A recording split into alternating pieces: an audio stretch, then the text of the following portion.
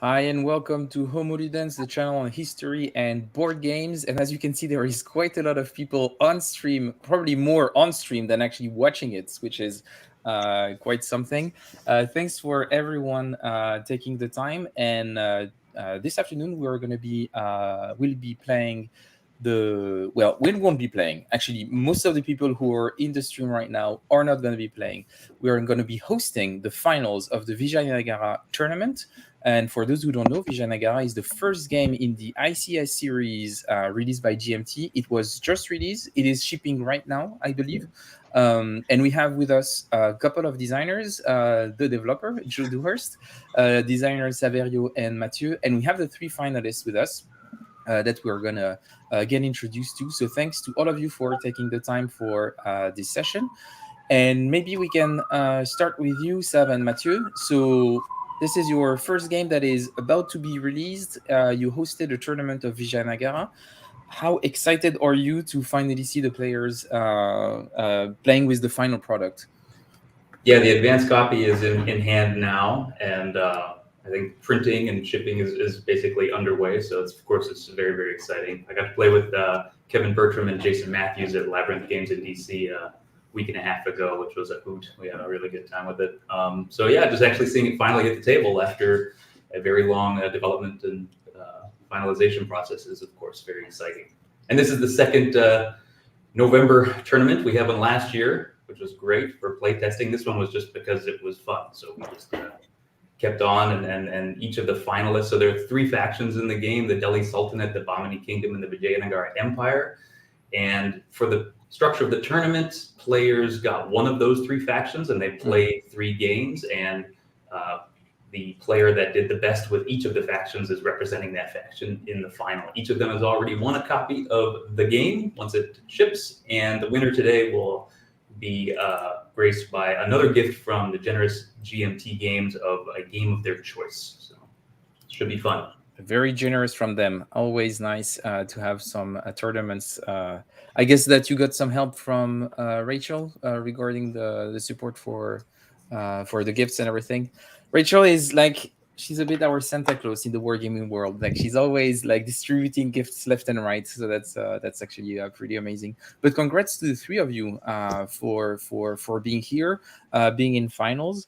Did you? So we're going to start with you, Gian Maria. Did you participate in the previous tournament already, or that was the first time for you playing Vijayanagara? Yes, I did. I was playing the Vijayanagara faction last time, and it was a really nice experience actually. But I realized later playing back this new tournament in November that I was quite playing it quite wrong actually. I should have had other strategies, but then now I'm playing Bahmani, and I feel it's a better faction for me. There is kind of some military and negotiation aspects that are quite interesting. And yes, I'm really happy to play back this game, and I'm going to receive it, so I should be able to play the physical game really soon, which is really, really great. Yeah, it sounds pretty exciting, and the art that is done on it is quite Yes, amazing. Pretty that's really awesome wonderful. production. And you, Nathaniel, did you participate in the tournament last year, or was it your first time playing Vijayanagara for this tournament? So I did participate in the tournament last year, also as playing as a Sultanate player. That tournament experience for me started really rocky. I had a rough time sort of adjusting because I do have Vijayanagara background because I was one of the playtesters who played with the bots extensively, and that's where Severia recruited me to join the tournament from. At a certain point in the first tournament, I think the first game I performed badly enough that I knew I was just knocked out. So I kept playing through the first tournament for fun, trying to refine what I was doing. And with the second, so when the second tournament rolled around, I knew I wanted to play again, mostly because I felt pretty unsatisfied with the final results that I received in the first tournament. I don't think they actually reflected like where my ability to play the game was by the end of that tournament. So I kind of wanted a chance to prove myself. So that's why I joined the second one. To as Sultanate again, that was kind of a fluke. I kind of expected to get moved to a different faction, to be honest. But since I'm on the same one I played the first time, it's a pretty comfortable role for me. And I appear to have done quite well in the second tournament. So you're pretty confident you're going to win. I have no idea, to be honest. As Sultanate, you can get really screwed by luck, or the other two players deciding to gang up on you. Yeah. But generally speaking, I have seen the worst and the best that this game can throw the Sultan. So I'm kind of good either way, honestly. Good. That's good to hear. We'll see how you do this time. And finally, you, Ronald, was it your first experience with Vijayanagara, or did you have already extensive experience with the game? Extensive is a bit much to say. I did participate in the last tournament. I played the Sultan. I did reach the finals, and victory was robbed from me by Timur, it being late, like Timurids sometimes are. I've played a few GMT games before, but I must say this is it's either this or the Sword of Rome, which hold the dearest places in my heart by now already. So great job, creators. Great. But yeah, already decided that Ronald was going to be the winner. So just to let you know, we'll see if that proves true or not. And I guess we'll let the three of you join your chat room on Discord. And Mathieu, Joe, Sav, and I will be commenting the game here, and we'll be streaming your play. So we'll see you again once the game is won and Ronald can hold the crown. And we see. No, I'm joking. Good luck to all of you. I think it's going to be a great game, and talk to you in a bit. And thanks for coming over and talking a bit with us. Cool. But yeah, so that's the four of us now left. So maybe just a quick question for you, Mathieu, while I'm adding the TTS to the stream. So you were pretty involved in the art side of the game. So how happy are you with the final production of Vijayanagara? To be fair, I haven't seen it yet in my hands, so I rely on pictures and Joe and Sav. But I think it's going to be fine. This game has been created virtually, played a ton virtually, and it's just cool now to see it. Like when you received your first game, Fred, that you made, there must be a little feeling about receiving the physical product. Yeah, it is pretty exciting. And so you haven't received a preview copy yet? No, because they knew if they give me a preview copy, I'm just gonna complain. So they're like, "Don't send the Matt. It's fine." That's smart. That's a smart move. But yeah, you have your copy behind you, Joe. I'm really looking forward to seeing the final product. It looks really, really amazing. And I am going to share my screen now so we can see the finalist play. And here we are. So this is the game. So in the TTS module, all of the components are final art, right? So this is what the game will look like once it's in the player's hand. And I was wondering, did you manage to include the goat and tiger game in there? It's in there. Can you maybe explain a bit to the people watching this stream who wouldn't know the story behind this? What game is this, and why is it in the game? Well, this game it's an ancient game. It's been around for at least 1,000 years, and you will find it etched on the side walls of temples in Hampi, where the Vijayanagara Empire once stood.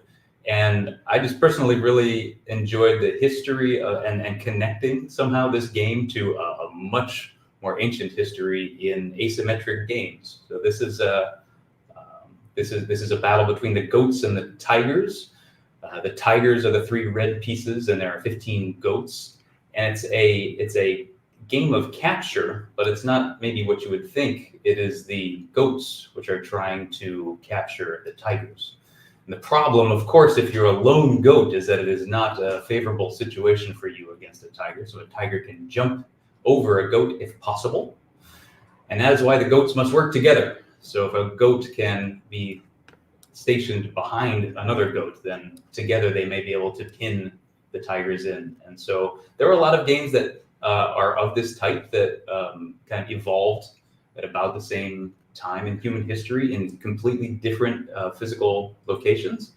And does that speak to unexpected communication from vast distances, or does it communicate kind of a shared human existence of having to work together against very challenging and frightening, reality of life? I don't know. That's But interesting. There's some nice research in that direction. The game of Go is a bit in that genre. It's much more complex. Complex. But it's also not asymmetric. Whereas this one is quite unique in that regard, that the two players are not just two different colors, but operate in two different ways. And just to be clear, so do you use this is it the tiebreaker for the game? That's the idea? It's the second tiebreaker. The first tiebreaker, so we compare points at the end. It's a little simpler than some of the other coin games in the sense that it's just a comparison of points at the end of the game, although the factions do score points differently, to be fair. And then after that, it's a resource comparison for the tiebreaker. And then if you happen to both have the same number of points and resources, you go to the Go to Tiger game for the final tiebreaker, which is admittedly not as developed an asymmetric game, but still interesting historically speaking. So we can see that the game has started. And we have the Sultanate who's going for full round. And I have no idea what they're doing. So I will rely on you to figure out what's happening. And I will have just a quick look at what's the current event. Yeah, let's zoom those. Go. Yeah. I think they're hedging their bets right now. There's two main Sultan opening moves. You can go for the Krishna line or the Bengal Gambit. And I'm not sure what they're doing yet. The famous Bengal Gambit. What do you think he's going for? It looks like a mixture of both right now. So these southern provinces they're deploying in would be a good spot to build up the Krishna line, which is a kind of defensive line to block off the southern part of India. That was a tactic discovered by Stephen Rangazas in testing and named by him, an expert in counterinsurgency. The Bengal Gambit is more relying on just controlling some of these two population spaces like Bengal. It can work. It can work if the Mongols will leave you alone. He's not going for Bengal, though. He's going for an early govern command. He's getting his powerful governors out there into the countryside, and the one that's already there can build a Kasbah at the same time. It's a good opening move, I think, to get voted down. Those are very unpleasant for obedient Rajas and Emirs, because when they govern again, they can remove quite a few. It looks like there has been now the event taken, an early rebellion in Andhra. And maybe we talk a bit about the sequence of play, because I think that most of the people who are used to coin might be surprised by the sequence of play. Can you explain a bit how it works? Matt, do you want to field that one? Well, sure. It's the same as People Power for a GMT coin games aficionado here. It's just presented in a bit. It looks more streamlined on paper, but it's exactly the same. Every player are at first eligible, and then they have a choice of either taking the command and decree, which is like the command and special activity, the full turn in a coin game, or the event, or the command only. If they take either or, they become ineligible. Or they can, which is the big thing about People Power in that 3-player game, you can only take a limited command, which is one action. But in a small game like that, one action is pretty good sometimes, and you stay eligible, which can allows for double turns, depending where you are on the card, or pass, which also leaves you eligible. And a lasting feature of this game is that at least like 2/3 of the event will leave you eligible. And we can see that there is the first Mongol invasion. So that's kind of a special type of event for this game. We could say that it's like the 4th non-player faction. Can we explain a bit what's happening with the Mongols right now? Every time a Mongol invasion card comes up, one of the two factions, the Bahmanis of Vijayanagara Empire, gets to choose 2 items off the menu of the Mongol invader basic commands, and those include amassing Mongols into the mountain passes in the northwest, or maybe advancing them ever closer to Delhi, or attacking. And there are stiffer and stiffer penalties for being attacked by the Mongol invaders as the closer they get to Delhi. So it can cost the Delhi Sultanate resources, or if it's in Punjab or Delhi, they also will have to remove or recall troops back from the southern provinces, 1 if in Punjab, 2 if in Delhi. So it's very, very punishing to let, as you would hope, Mongols slip into Delhi and to sit there while you're away. And the new event is the Yadava Kingdom annexed. So it looks like it's going pretty fast. Yeah. Yeah, well, they're pro players. I was just going to say, if anyone's interested in the history behind these events, there's obviously full notes in the playbook put together by Sav very nicely. But there's also a series on the Player's Aid detailing some of these cards, which is yeah, they're going fast. So the Bahmanis are expanding there and conspiring to remove some. Actually, no, they played an event, but to remove some of these governors, which are a big risk, particularly to the Bahmanis, I'd say, as they have quite powerful passive emirs. Yeah. Both the Delhi Sultanate and the Bahmani Kingdom have a bit of a two-front situation to contend with. Delhi's got the Mongols coming in from the northwest, and of course these rebellious emirs and rajas to the south, kind of sandwiched in between. And the Bahmanis as well have Vijayanagara rising up rapidly to the south, and maybe are sometimes a little too close to Delhi to want to rebel early. They'll get points by casting off these tributary markers which are on every province and planting their own flags, which they can really only start to do in the second phase of the game, although an event seems to make that possible in Andhra early. Mm-hmm. Yeah, I wonder what's going to be the Sultan game here. We have seen a lot of, as Vijayanagara faction, you can probably be more turtle in the south, but I think they're all aware of this as a pro player, and eventually, like I was surprised by that Conspire in Andhra right now, but I'm thinking that they will try to leave the Sultan somewhere around Warangal, because I think it was an event so they could replace a piece in every space adjacent to a bunch of things. It was a big one of those big powerful events actually. So not the stay eligible ones. So only 1/3 of the events have this kind of big impact value, but it let them replace pieces in six spaces, which is huge. Yeah, because so when we see a player going for the event but flipping their piece, that means that they are activating an event that lets them stay eligible, and that's maybe one of the special feature of this game is that a lot of the events lets you stay eligible. And I was wondering what was the reasoning behind this.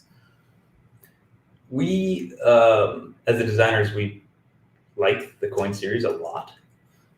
There are a couple features that we wanted to tweak a little bit, and one of them was to see if we could reduce downtime. I mean, depending on the model and the game, it works better or worse, to have the kind of jockeying for position and downtime. For this one, we just wanted to have something where people are playing a lot frequently, so that the fact that everyone can take a limited command and the fact that 2/3 of the cards in the game are stay eligible just really keeps things kind of punchy and moving and it's active. So it's one of the choices that was made to try to get the game time to 90 minutes and just keep people active, really.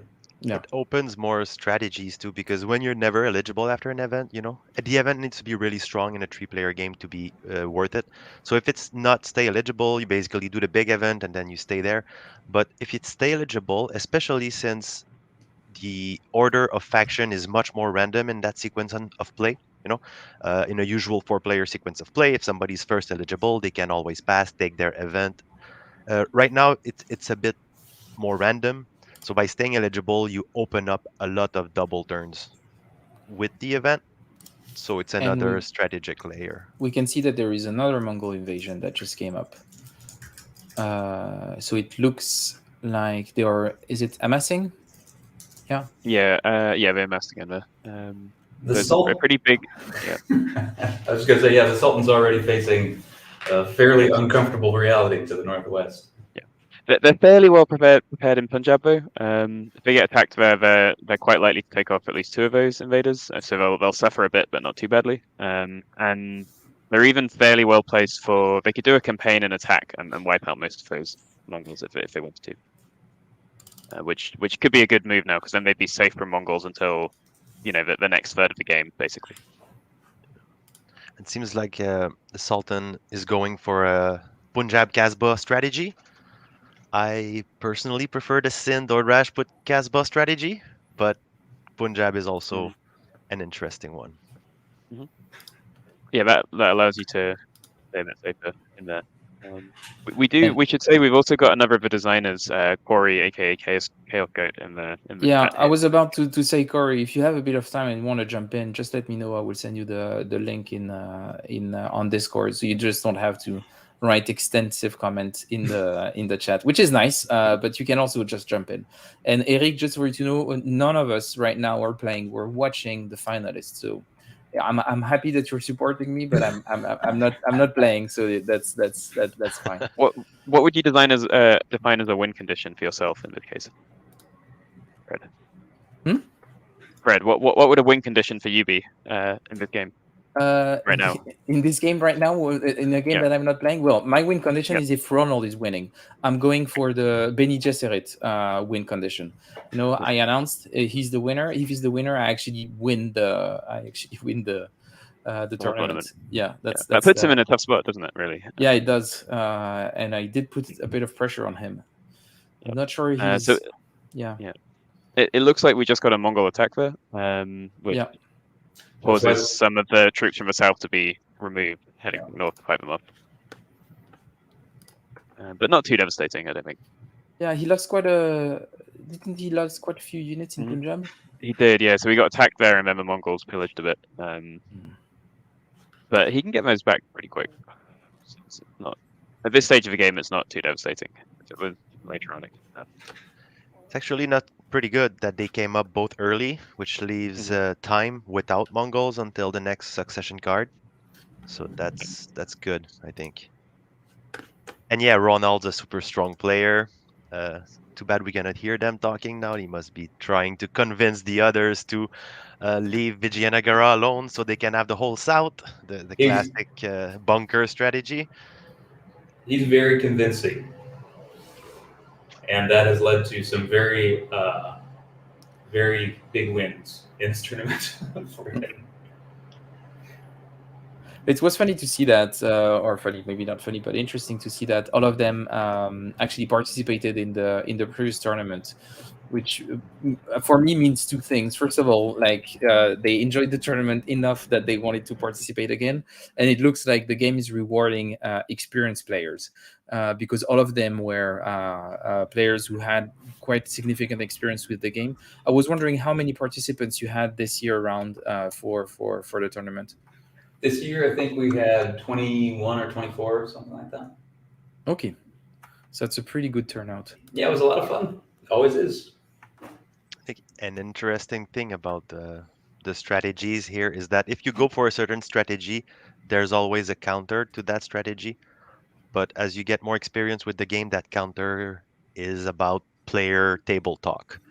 Yeah. Like I said, if you know Vijayanagara is going to stay south, bunker up, well, Bahmani should be like, you know what, Sultan, just take Orissa there. Put your Casbah there, chill there. I'm not gonna touch you, and it enables to counter some of the strategies that the player can take. So it's kind of a loop. You would say that with players of equal level, the negotiation aspect is going to be the determining factor to get a winner most of the time. Negotiation and luck. Yeah, I think at very high level, yeah. Sav is not sure. Sav has doubts. Well, yeah, I don't know. I'm not sure about that. But certainly if two players decide that they would just like to make the third player miserable, it's possible. It is, but depending, that's it. Which player are you making miserable? The Sultan? Then I'm going to give the win to Vijayanagara. And if it's really difficult to decide on which player to make miserable. I think if there's two players making one other player miserable, one of those two players is always making an error, basically. That's probably true. Because they should see that. I mean, it's hard to make that judgment sometimes, but you should be able to make a call at some point that actually you're not going to win this. The other player is, and then you need to back off from the third player and get them back in the game. That's a really interesting part of the free player games, I think, and it makes them quite difficult to balance actually, because it depends so much on those interactions. Whereas 4-player games are maybe a bit less vulnerable to those kinds of balances, I suppose. Mm-hmm. It looks like they are negotiating really hard. I've seen some pointing, some area showing, a lot of movement of the hands, but not a lot of pieces moving. Yeah, go maybe go and spy and see what they are talking about. And unfortunately, we cannot listen to what they are saying, so that's a bit of a challenge. If we wanted to listen in, they would need to come back in. I see. So that's oh, things are happening. Resources are increasing. Yeah, it's too bad because maybe they should, because they are really fun players to listen to. Yeah, Like especially Ronald and Nathaniel. They're like, they must be going crazy with the talks right now. Like, Yeah, that's right. So what's happening here? It looks like stuff are happening. Is he attacking the? It's a big daily attack against the Mongol. Well, and yeah, against the Mongols and maybe some others. I don't know. Cavalry tokens are being thrown about. Yeah. They're very powerful in the game. They help you adjust the attack and defense rolls, either to make it more likely that you've actually succeeded to hit the other player or to cancel off the other player's attacks. And the Mongol invader also has some cavalry chits, right? They always have one offensive charge token that they use every time that they attack or defend. I imagine the viewers would be interested to know how the second game in the Irregular Conflict Series is going in terms of development. It's not. It's done, and there is no development anymore. I think that Joe sent the files to the proofreaders, and we're done with that. Even we're actually finalizing everything this week. Yeah. And then should be sent to the printer maybe even by the end of the week or early next week. They're very close, and then it'll be 3 or 4 months till we're looking at shipping, depending on how that goes. Yeah, I expect that. Yeah, at some point, probably at the end of, I think in Q1 we will get the preview copies, and then it will be in the players' hands. Probably, if we're lucky, at the end of Q1. If we're less lucky, at the beginning of Q2, I would expect. Mm-hmm. And the Sultan's gonna look for a govern, like at some point. He's ineligible right now. Yep. If he cannot pull that off before the next Mongol starts to come in, it's going to be tough. Do you think this could be a make or break time for the Sultan here?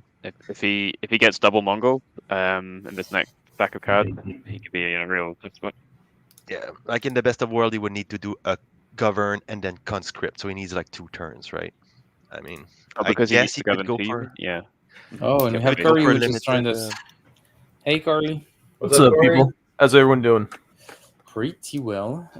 We've been watching the game. I think if you don't know the game already a bit, it might be a bit overwhelming because those are pretty fast players. But it's fun to watch, and looks like there is quite some tension here. I don't know. Yeah, well, that province went independent earlier than is normally able to. So it's become a real hotspot here because the Sultan can now attack those yellow pieces, and the Bahmanis are trying to contest it too. Stop Vijayanagara getting extra income from it, I suppose.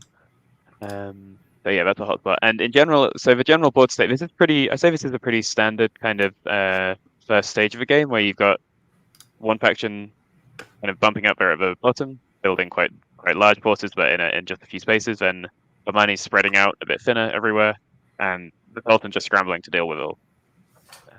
That's kind of typically how we see the evolution of the game, I would say. The question is, do you feel like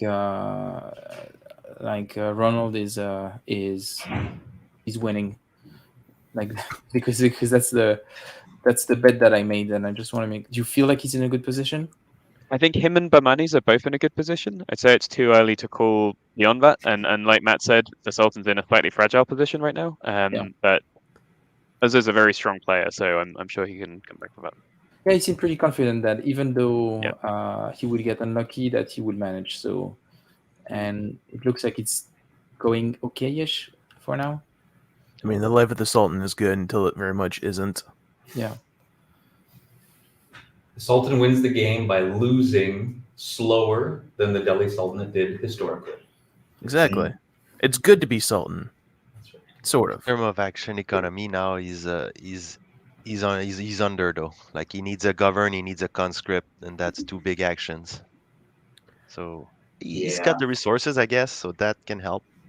I mean, there's also something to be said for making the two rebel factions fight amongst each other for a smaller area, right? You can use a like a containment strategy. It's like, all right, I give up on the southern half of the country, but you guys have to fight for your points there. You know, you can try that. It doesn't really work that well, but Well, you'd like to have more Casbots out by now for that. So yeah, that's true. that somehow some events made it such that all the governors ran off instead of building what they needed to build, I think. You know, loyalty is just such a hard thing in this game. Was there conspiracy? Is that what was going on? Conspiring with governors? It's possible. I just gained an influence, so I think he's doing a migrate something. Yeah, he's migrating. Which, again, not my favorite option for BK, but we'll see how that plays out. I think BK should use the cavalry, because in this game you can do attacks to an adjacent province using your buildings, forts for Bahmani. And with horses, you usually can win those fights or win enough to gain your influence. Migrating into Vijayanagara is very risky, unless you plan to move out very fast. Because there could be a big influence swing if Vijayanagara decides to attack you. Into Karnataka, you mean? Yeah, well, Or just anywhere where they have. He gained one influence by migrating into like Tamilakam, for example. Like that's tough. That's tough to go that deep. Yeah, no, it's very hard to hold, right? Yeah. Like I feel like it's a free attack for Vijayanagara in that spot. So I'd rather hold my line and throw in some raids. That's how I get my influence. Like with trading, I get horses, I throw some raids. While you force Vijayanagara basically into migrating into you for the influence, because Vijayanagara with only temples cannot really raid as easily. When I mean raid, I mean attacking adjacent without units being there. So you want to force Vijayanagara to move into you. It looks like the Sultanate is taking the event. Yeah, this is a really funny event that I put in as a little homage to this Indian mathematician, right? Can you tell us a bit about that, perhaps? Well, Narayana Pandita was a mathematician in northern India, and he has a treatise called The Moonlight of Mathematics, the Ganita Kamuri, and in it are hundreds of wonderful problems, one of which found its way into the playbook. It's an interesting little counting question.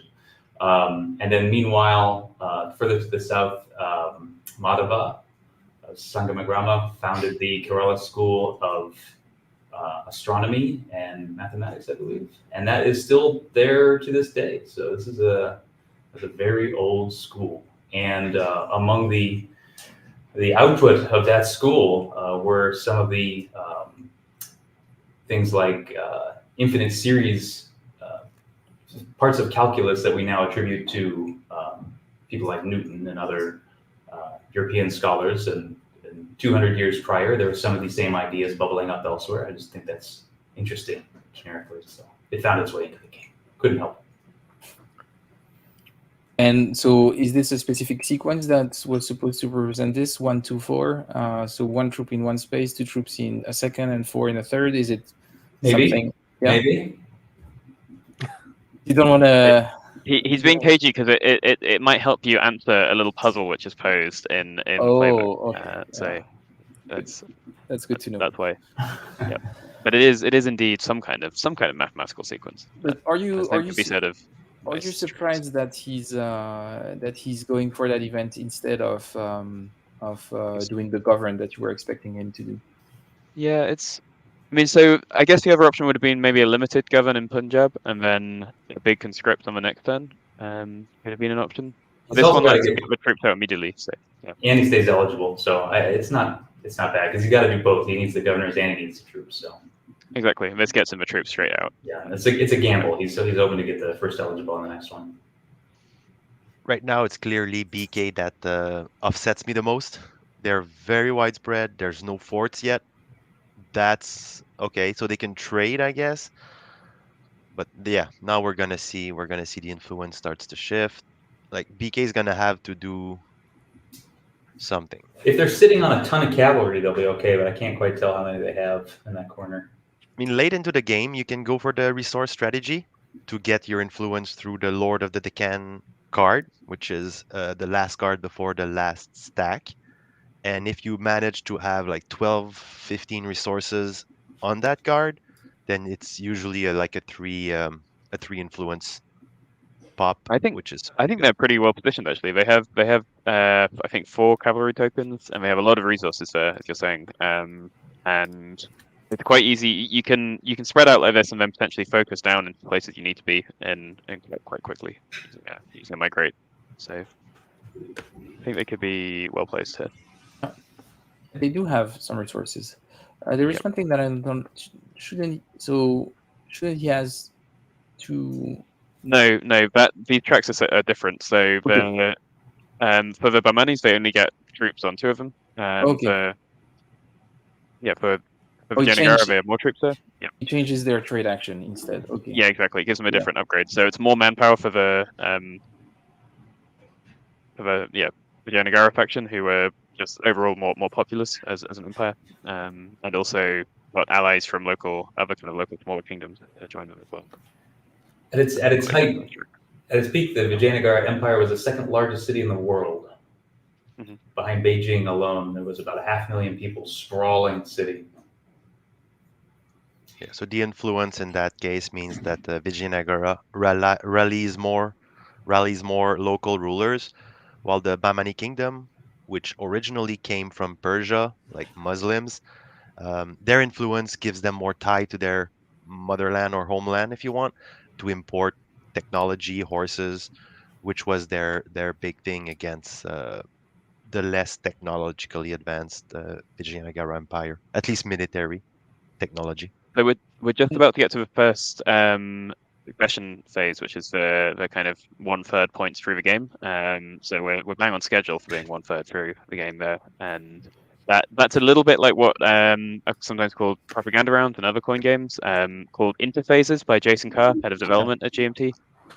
But in this game, they're quite streamlined. So there's just a few minor actions for each faction, and then you just carry on playing. One big difference as well is there's no possibility of early victory. So the game will always go full length, and then you'll see who's won. And maybe one of the designers might want to say a bit about that choice. Well, to the first point, one of the hardest parts of getting into any coin game, I think, is for a lot of new players. I've found that is that they'll start playing, and you get to one of these prop rounds, and now you learn a bunch of new rules that you really should have been paying attention to from the get-go. And other people probably learn better than I do these things, but I've run into that many times. So with first-time players in mind in particular, just the idea that it would be kind of a smoother, softer transition here so that you wouldn't be completely penalized for not knowing every upcoming rule of the game once you get here, I thought was a kind of a design goal, smooth that out. Yeah, You are advantage by knowing the cards, though. If you know the card, you know the game, you know they're coming because they're always set at the same place. So you know they are coming and you know what they do. You can take advantage of them. That's true, but what one thing we do have, which isn't shown here in TTS, is each player got a kind of introduction sheet, which gives them some tips on how to play, and that's also got these free succession cards on it. So it's very easy for a new player just to look at those and see what's going to be happening. Although, of course, internalizing that and acting on it is a bit harder. It's going to take some more effort. Well, that seems to be just kind of a general, trend for these games. Is I mean, there's been a lot of effort, of course, for years, but there just is a continual process of trying to find out how to, onboard people more comfortably. And so Joe wrote a fantastic learn to play guide that comes in the box, where you can leave the rule book in the box and you can just read this kind of nice short learn to play.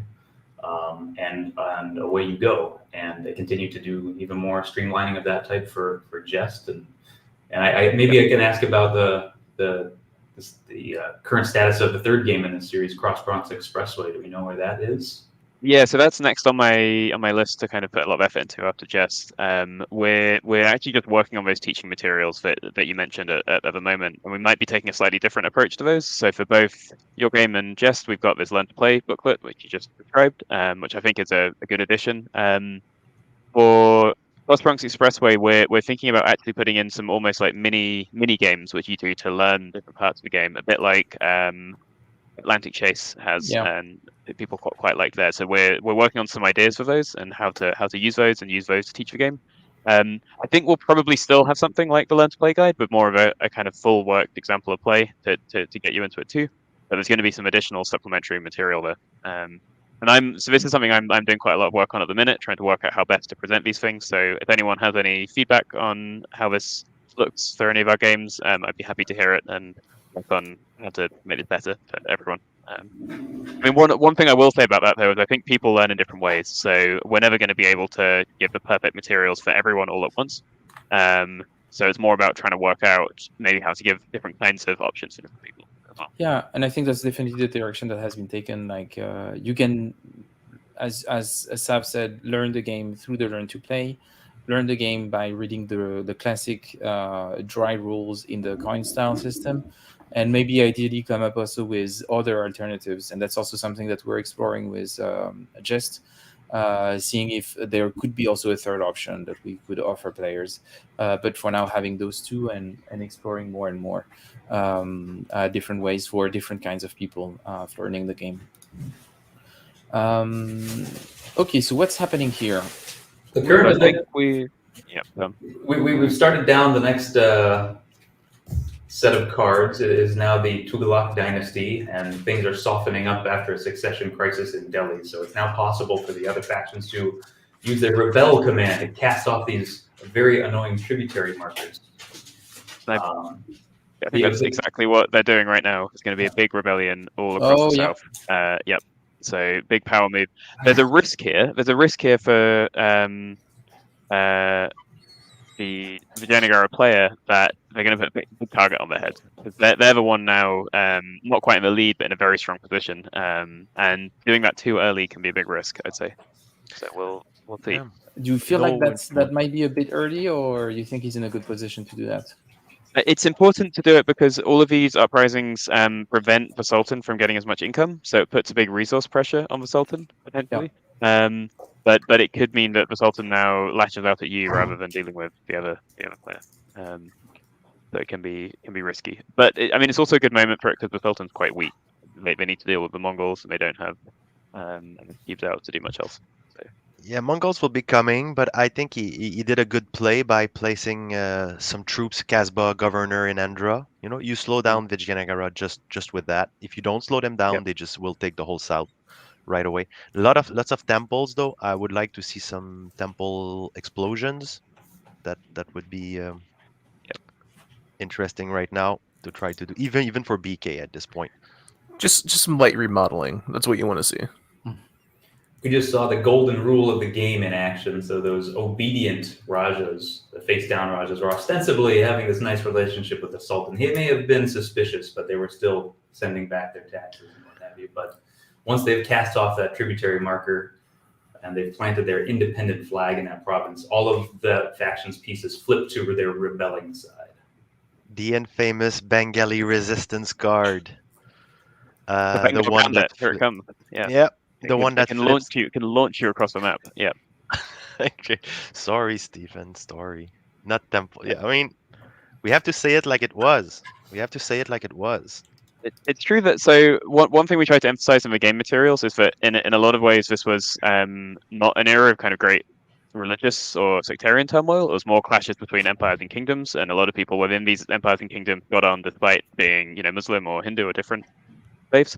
But nonetheless, there were still some temples being sacked and destroyed, and sometimes bricks taken from them to build other temples and other mosques and things. So that did happen occasionally, but less in a kind of religious violence way, and more in a that's a symbol of your empire here. We're gonna destroy it kind of way. Does that sound right to you, Seb? Yeah, that's right. It did happen, but it was not nearly as common as future writers would like to have you believe. Well, it was pretty brutal. Just look at Hampi today, like a truck rolled over it.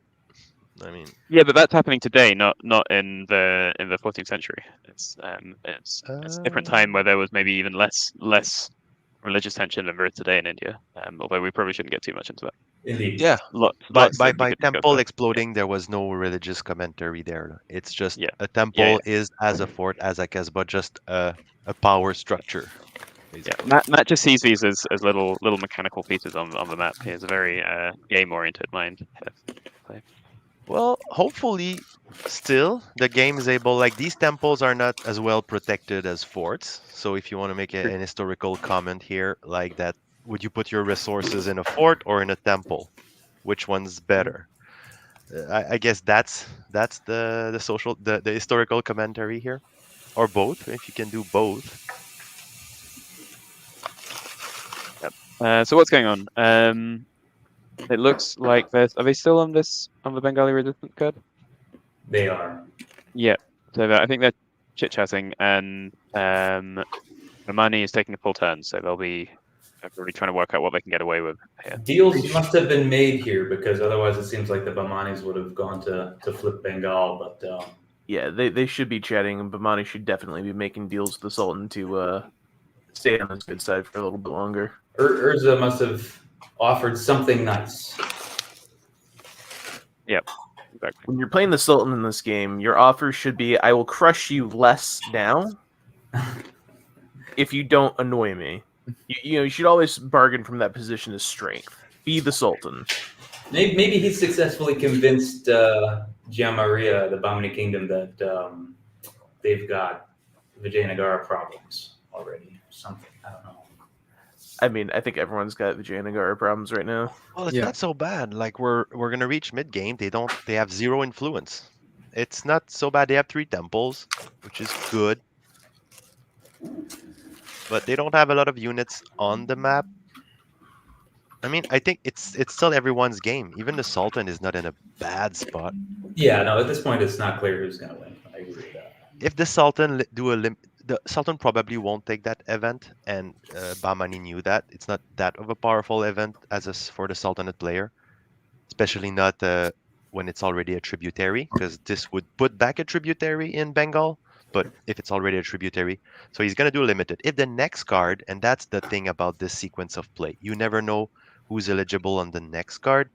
2 players is the same type of thing here, but in 3 players even more, because depending who's first eligible on that card, it changes everything. So that's where the luck of the draw comes in. And another Mongol invasion coming up.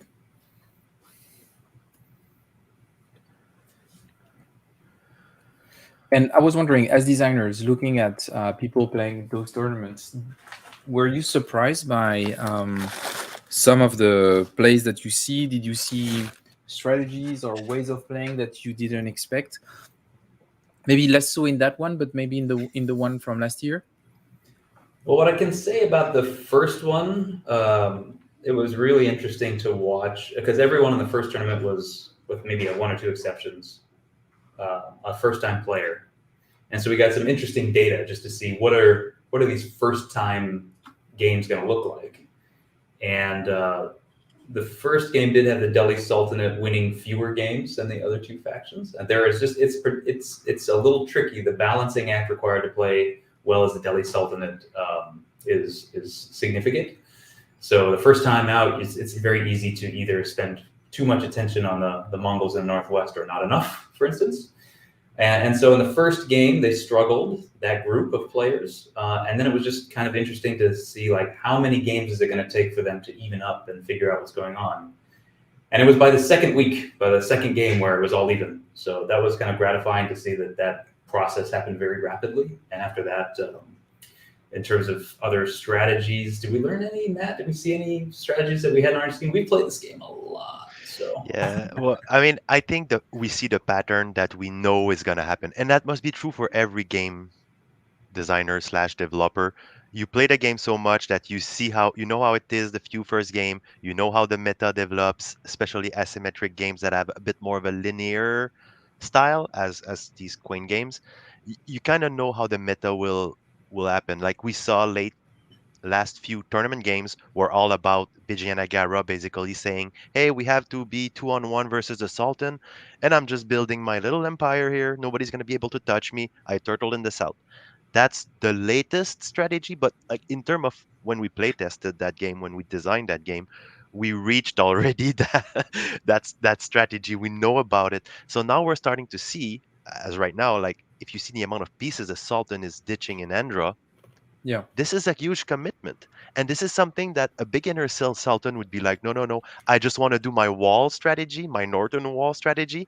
That was last year's strategy. Like, but we kind of know as designer, like, okay, what's going to happen? And ultimately, I think at the end of the day, equal skill player, it's going to be about negotiation and luck. And look, this is something which Yeah. I pushed Matt on a lot during testing, and that we discussed a lot. Because I think people sometimes worry that it's bad if a game's outcome comes down to luck. But if all players are equally skilled and managed, including in the negotiation, I'm not really sure how else a well balanced game is meant to end. You know, if you've got players of equal skill level, equal negotiation skill, what's going to decide the game? It has to be luck, doesn't it? Or else the game's somehow balanced towards one side. You know, if you have two equally skilled chess players, probably white will win.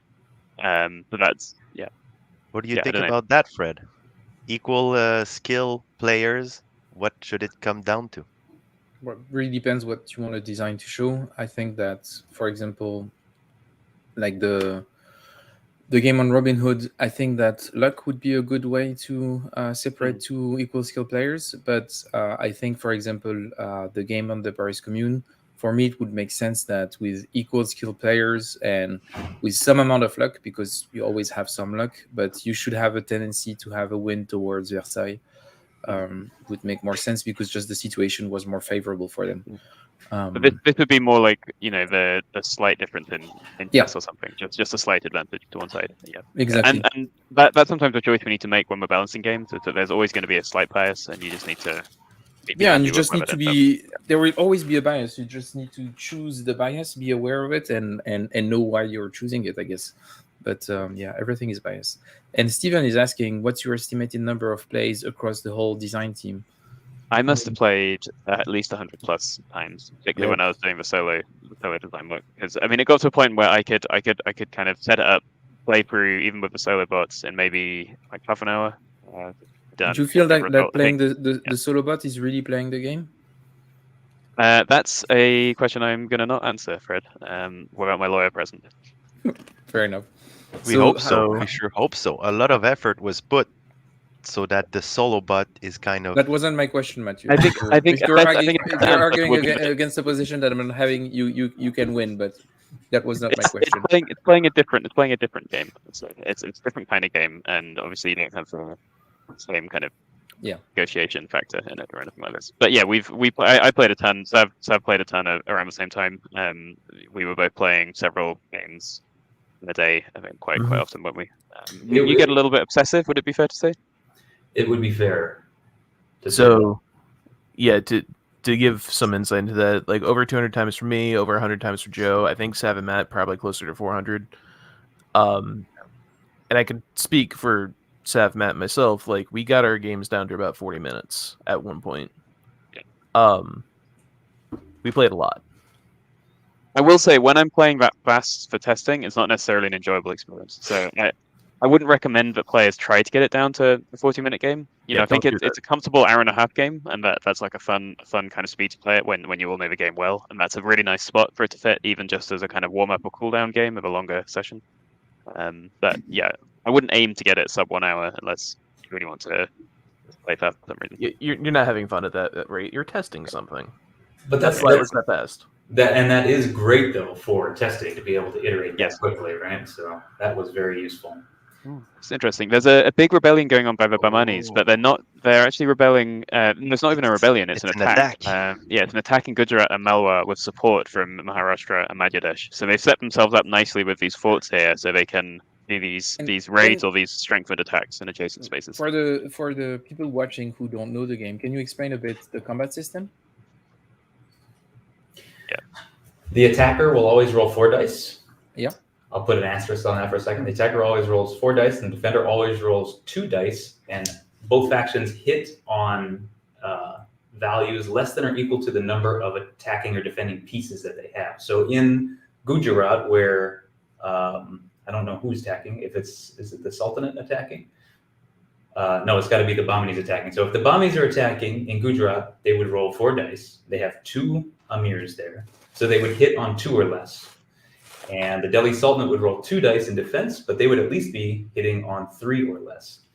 Now, a couple easy modifiers to that is if you're attacking a place with a fort, then you only roll 3 instead of 4, naturally. And also in this game, which makes it fairly dynamic spatially, is that the forts, kasbahs, and temples, all those structures, allow you to support an attack in an adjacent province. So those 2 amirs in Gujarat were probably not just 2, they were probably adding the 2 amirs in Maharashtra to the south. So it was probably attacking on 4 or less.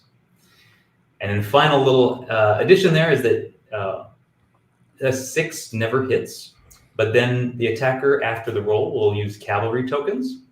And the cavalry tokens can either be used in an offensive or a defensive way, either to reduce the number of pips on a rolled die. So it looks like we have 2 charges being used right now to reduce either 1 or multiple dice by some values. That's how you can make a 6 into something that actually does hit. Alternatively, you can use those cavalry tokens to screen in defense, which I think we're about to see as well, which is going to cancel off a die from the opposing player, just remove it from the battle. That cannot be done to a 1. So you might be able to charge your own die down to 1/1 to make it unscreenable. There's that kind of decision making, but we worked very hard to make sure that there would not be too much analysis paralysis in that process. But they are very important, as they were historically, cavalry in this game. It makes the system pretty deterministic. Not totally, but this is not like a huge random game. Despite looking at all the dice, it's pretty deterministic depending on the amount of cavalry you have. Yeah, it's a trick actually. Adding more dice makes it less random. Okay. I'm super appreciative that everyone was able to put this together now.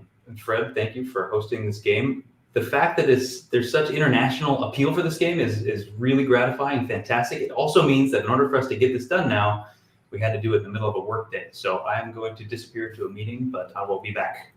Great. Thanks for taking later. the time, Sav, and see you in a bit.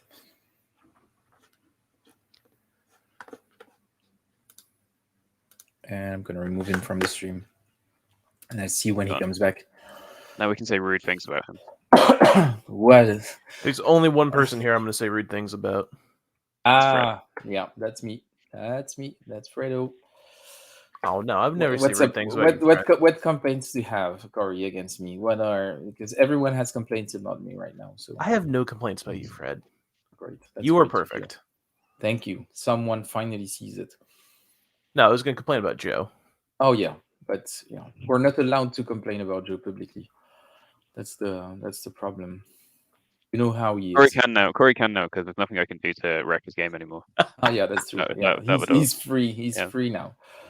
But yeah, how is it going? So what would you say? Like looking at the board state right now, it's not looking great for the Sultan. I think is my initial feeling. Yeah. They can come back. There's about half the game left, so they've got time. But there's a lot of pressure being put on them, and not much fighting between Vijayanagara and Bahmanis. I think I haven't seen so much. Oh, thanks, Richard. That's lovely. So before that last big move, the massive attacks by Bahmani, I would have said that this game was looking like it was developing a little bit slowly. This is about where I'd expect it to be right now, though. Yeah. I think they were well positioned to push for that, basically. Yeah. It's a lot of Mongols just waiting there. Yeah, so a lot could depend actually on when. Oh no, he's attacking Mongols, so that's not so bad. I was going to say a lot could depend on when the Mongol card comes up, but he's about to attack and remove most of them, so he's okay there. He's just got to then use the time he's gained himself to bounce back. It was a tough choice to use the Limop to fight the Mongol or the Vijayanagara, who's now pushing hard. But probably that this expert Sultan player knows what's happening. Exactly. He knew that a Mongol invasion was about to come, so it was smart. Possibly may even just be counting the cards a little bit carefully. So. I mean, that's how I play. Yeah. A bit of card counting, actually, I think it's necessary to be a good Sultan, which is a good or a bad thing, design-wise, how you want to see it. But yes, the Sultan is a faction that benefits much more by counting cards. They've actually just taken the deck. Yeah, they've just taken the deck apart to check within the. Yeah.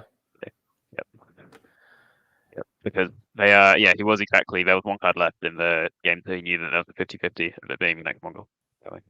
And if I mean, that's an aspect of the game. So, like as we were saying earlier, we've done some things to try and make the game easier for new players.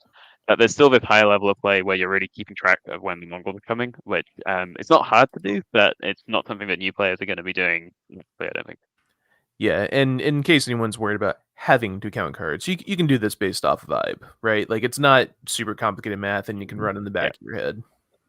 Yeah, exactly. Well, these are definitely good players. You know, they know the turquoise card is coming. They're gonna get a free limited action.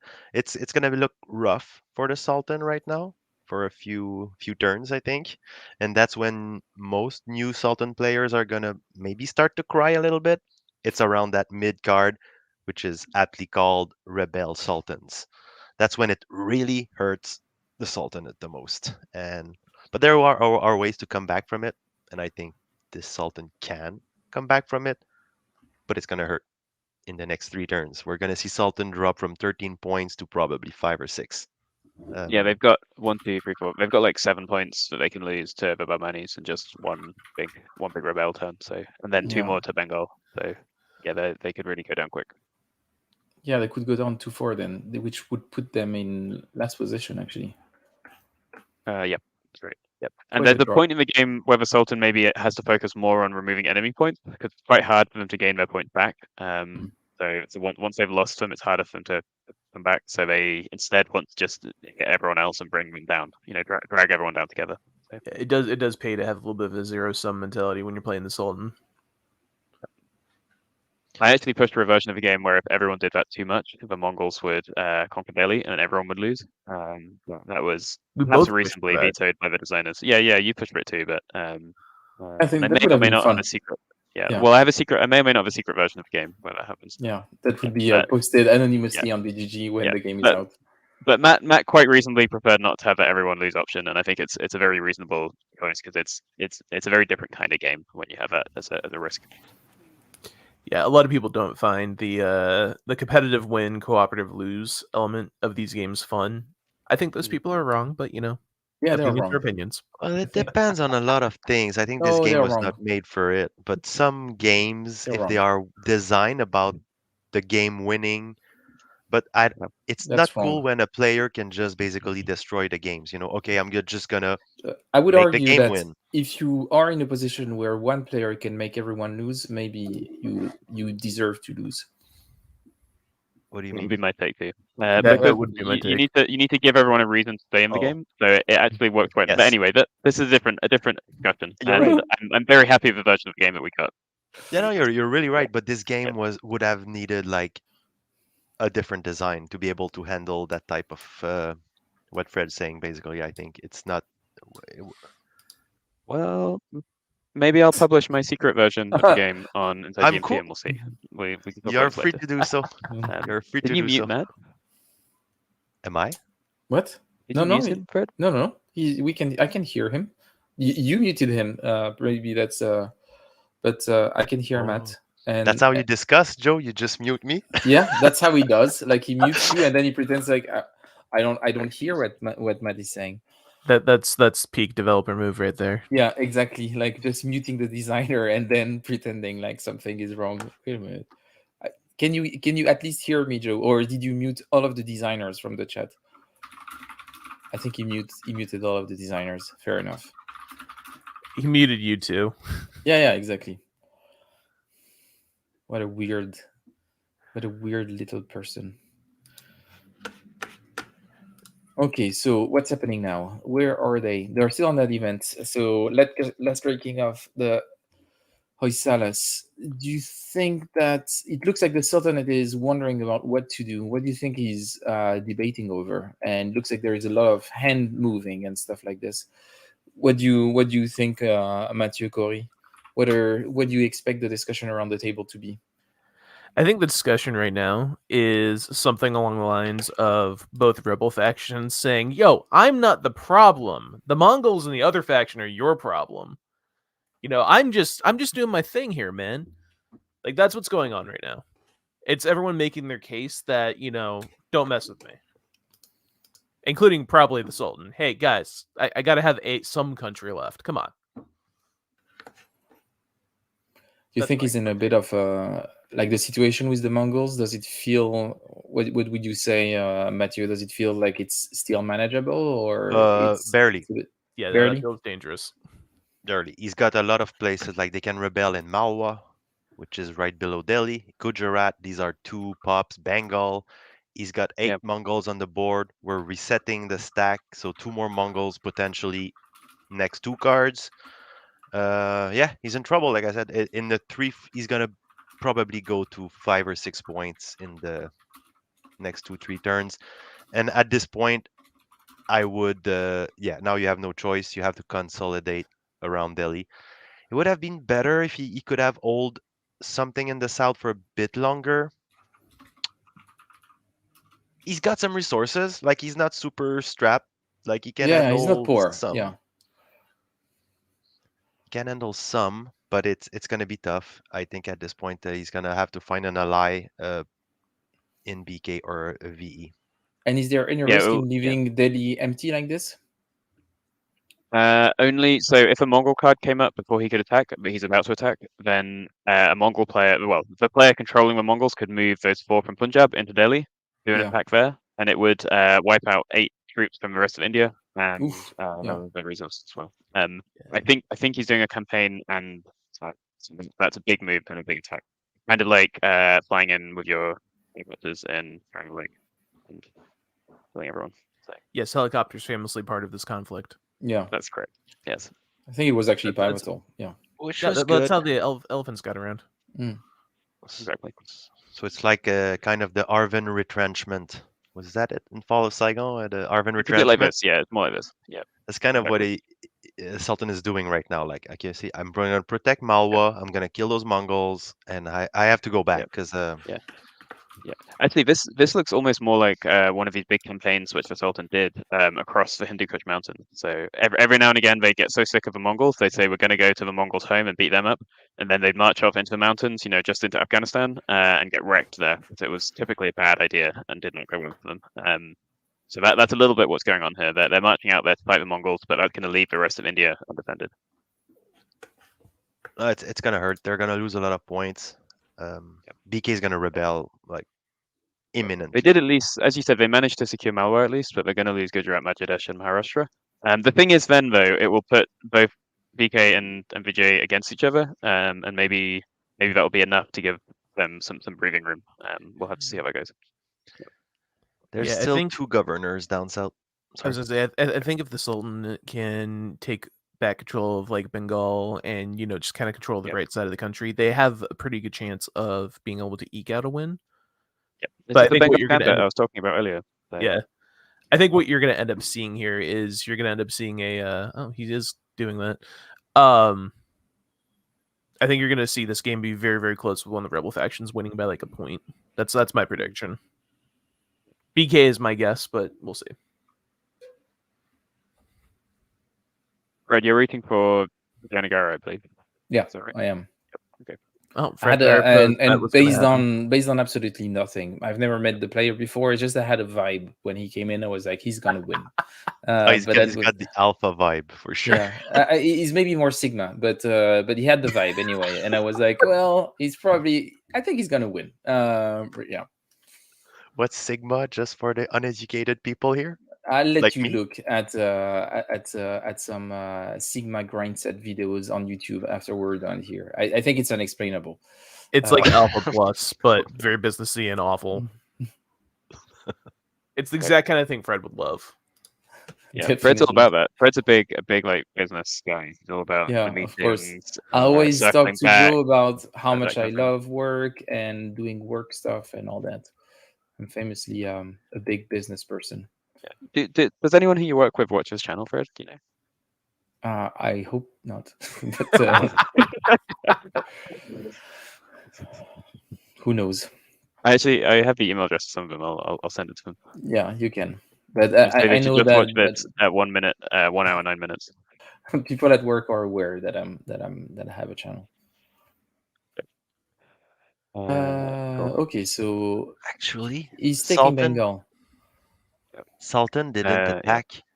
No, I know. I'm not sure. It's a big risk, so Yeah, we'll see. Yeah, this is. It feels dangerous. And So this is individual. This is the halfway Yes. through the game Succession Crisis, Rise of Yeah. Rebel Sultans, which gives them all some of these actions. And So he's hoping for not Mongol. Yeah. That's good, but he's last on this one, so and not eligible, so it has to be the next one. He's Yeah. hoping for if he two draws, non-Mongols. So he's he draws yeah, Mongols on two the next one, non-Mongols. then Yeah. yeah, and if Sab was here, he could tell us a chance of that, but without Sab, there's literally no way to calculate probability. Impossible. Well, there's Impossible. there's 7 cards left and only two Mongols, so 2 out of 7. Impossible. No, but to of calculate. it being one of the two, you can't calculate that. Impossible. 2 out of 8 isn't possible. No. It's beyond. It was technology it's we had back in medieval India. So those mathematicians in the 14th century could have done it, but nowadays we don't have to do that anymore. We lost the technology to calculate probabilities like this. Yeah, we can do 1 in 6, 1 in 8. That's okay. Yeah, but 2 in 8, impossible. No way. Like Matthew is like, no, you should never have come here. We stunned him. We stunned him into silence. Yeah, Yes. No, that's okay. Now it's 2 and Right. 7 though. That's very difficult. It's not a, it's a weird number. One is 2 and the other is an odd number. You cannot calculate that. It's impossible. You can't. I think it's actually impossible to do any calculation involving a number 7. Yeah, technically, I think there is a philosophical argument to say that no calculations are actually true. I think so. That's true. Yeah. All the mathematicians I used to work with can only they count like this. They count 1, they count 2, they go to infinity. They can't do any other and that's, numbers. that's pretty much it. So let's see. He took the event.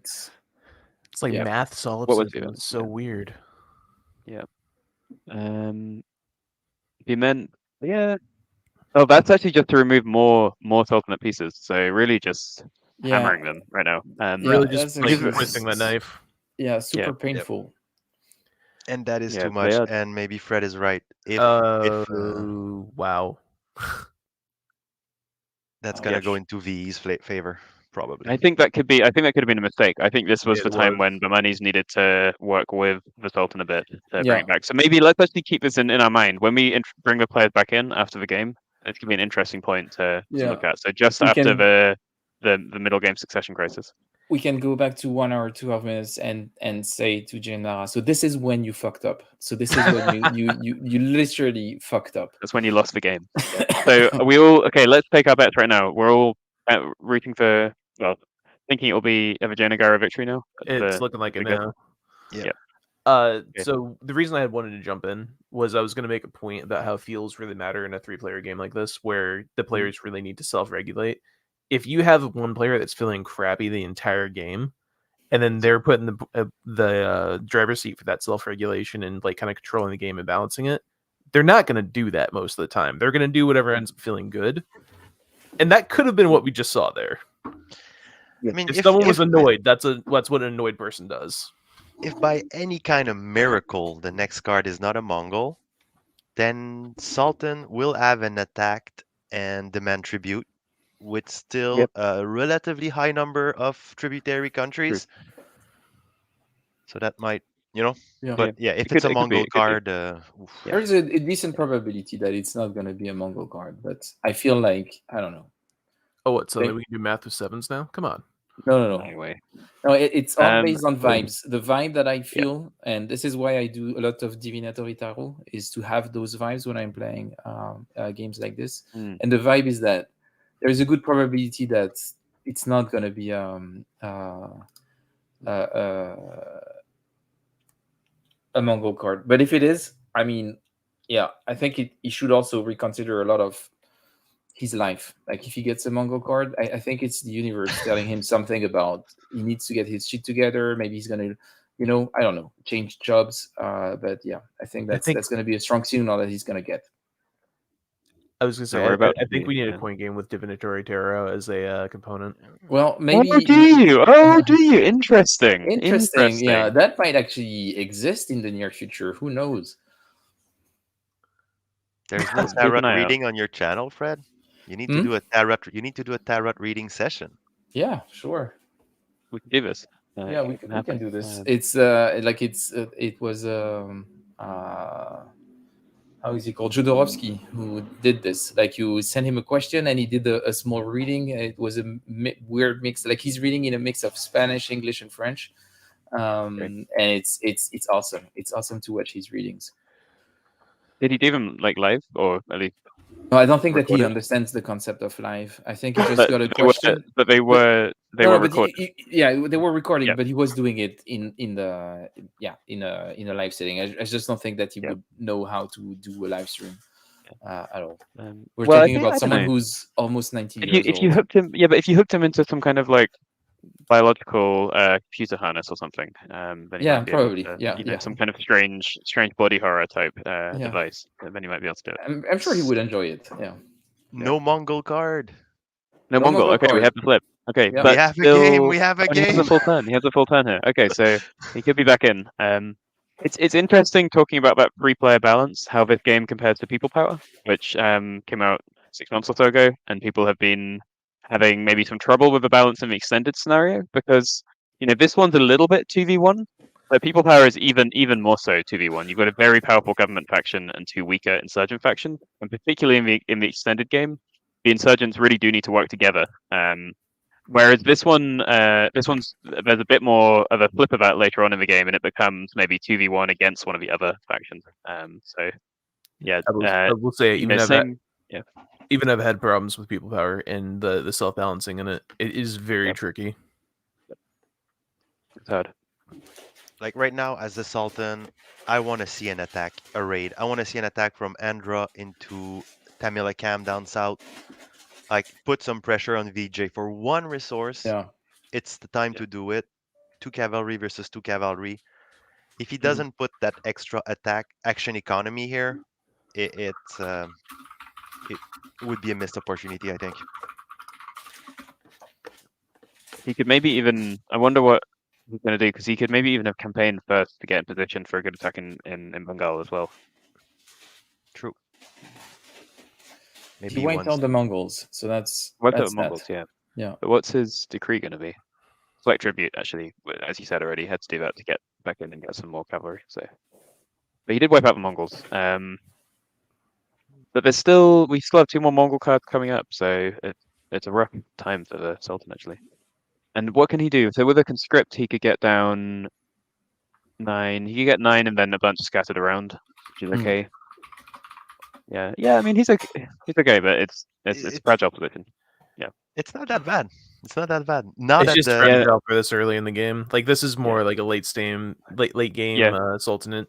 Like because he's gonna lose 6 points as soon as Bahmani take a turn. He's gonna lose Sindh, Gujarat, Malwa, and Madhya. The whole northwest of the country there is almost gone now. So you could demand obedience in Andhra with the decree. Yeah. But I think maybe a conscript or. I think he's already done. He's done quite tribute already. Mm-hmm. And he's stuck in that Sultanate cycle of he has to rebuild to do something. So a lot of his like really pertinent actions end up taking 2 turns, whereas the rebels, it's 1 turn for really effective action. They're at the peak of her strength. Yeah. I mean, so something important to keep in mind for the Delhi players is this game really is about the decline of the Delhi Sultanate over a century. So they start at their peak very strong, and they're going to end up completely wrecked by the end. It's about just trying to stay not too wrecked compared to some of the others, and they can get potentially 3 more points from the from beating the Mongols at the end there. So I'm not really sure what they're doing right now. Maybe deciding whether to attack somewhere. I think there was a lot of discussion regarding. It feels like they were trying to come to an agreement on where to leave things, and I think there was a lot of negotiation between Sultanate and the.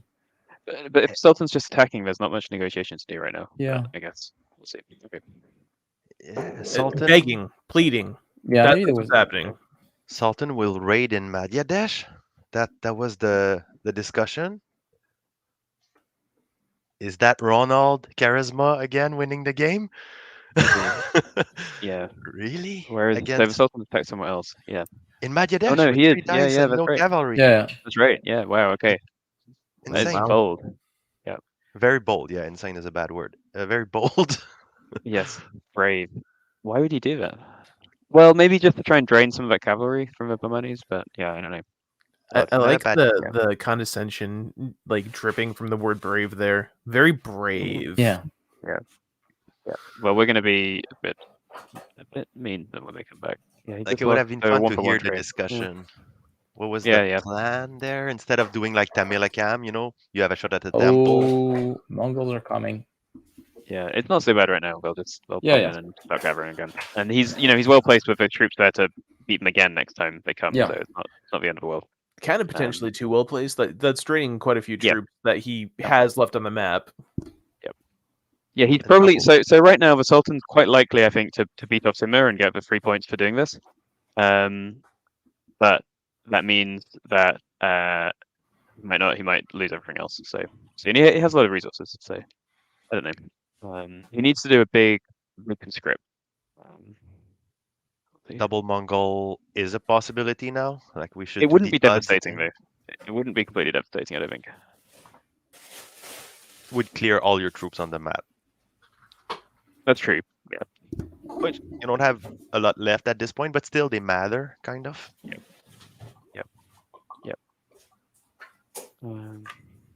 Oh, he's taking. Oh, that's interesting. So he took the gift, the compromising gift. So you can trade one of your influence, which are also VP for these gifts. Yeah. You get resources and cavalry, and it's quite hard for Vijayanagara to gain cavalry any other way. So that was an interesting decision there. It's quite fast, but maybe he felt like he needed that pain his defenses. Yeah, it's a little interesting to see one taken this late in the game, I think, but Yeah, I mean, he's quite low on resources too, so maybe this frees him up and means he doesn't need to spend his time taxing as well. yeah. Low on resources. BK's got 5 horses. Sultan is not in a shape to fight. I mean, maybe he had no choice but to get some cavalry for late game.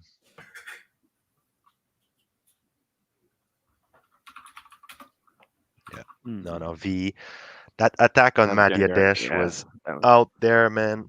Oh, anyway, okay. It would have been fun to hear what they were talking about.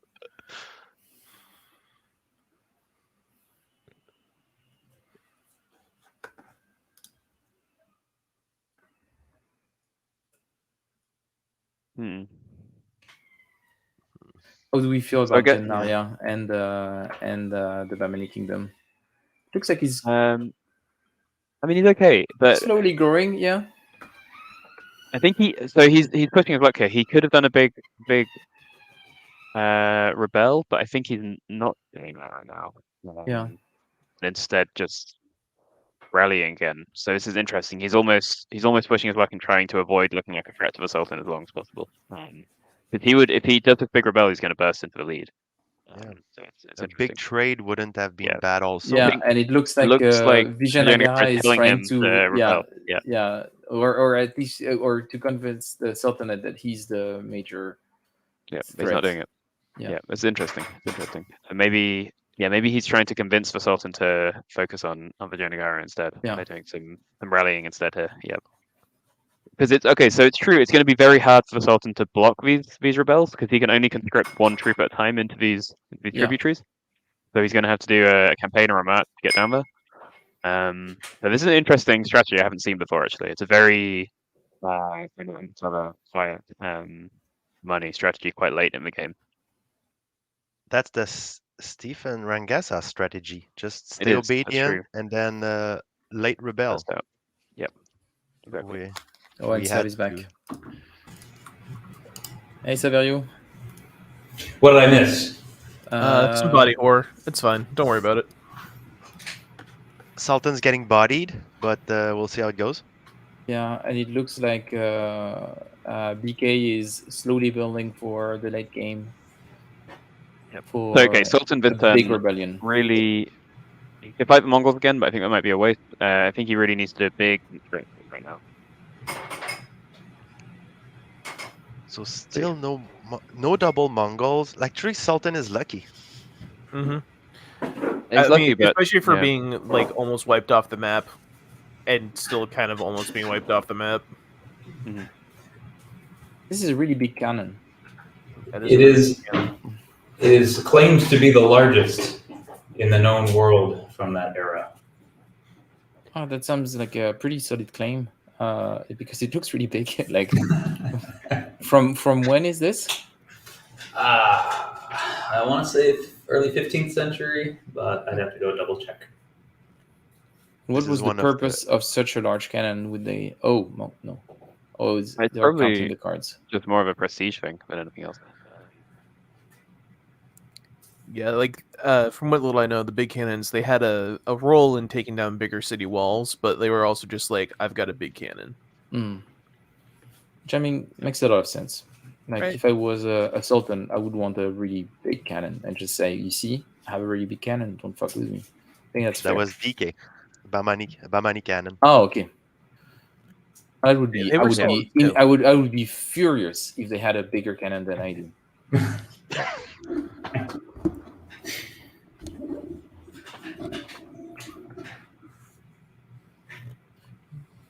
So what's up? What is he doing? Is he conscripting? It's a tough turn. There's no governors on the map. There's no troops on the map. He's got resources and hope, but that's about it. He's doing a big conscript by the look of things. Yeah. It's going to be quite weak in a lot of spaces, just putting a single guy in. Or maybe he's getting his governors out actually, which is interesting. Probably not what I'd be trying to do right now, but he does need those if he wants to reclaim any control. So what's he up to? No, he is probably doing to. I don't know. Yeah, he's going to pay through the nose to get as many troops out as possible. Yeah. How does he have so many resources? That's surprising, given the state of the board. I don't know.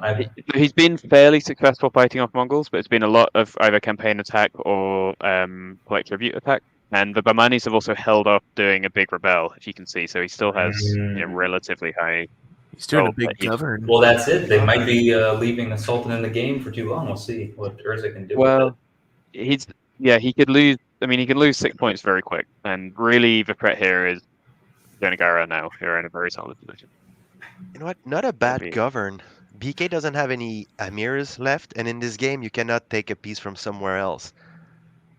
Oh, so he can only. Yeah, that's right. So he can conspire to remove those, but not place anything else down. Yeah, that's true. That's clever.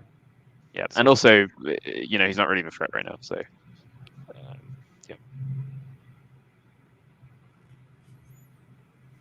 No, but I mean, because he can now conspire adjacent. So if he had units, he could basically conspire these two guys and add them to the rebel command, which would be devastating.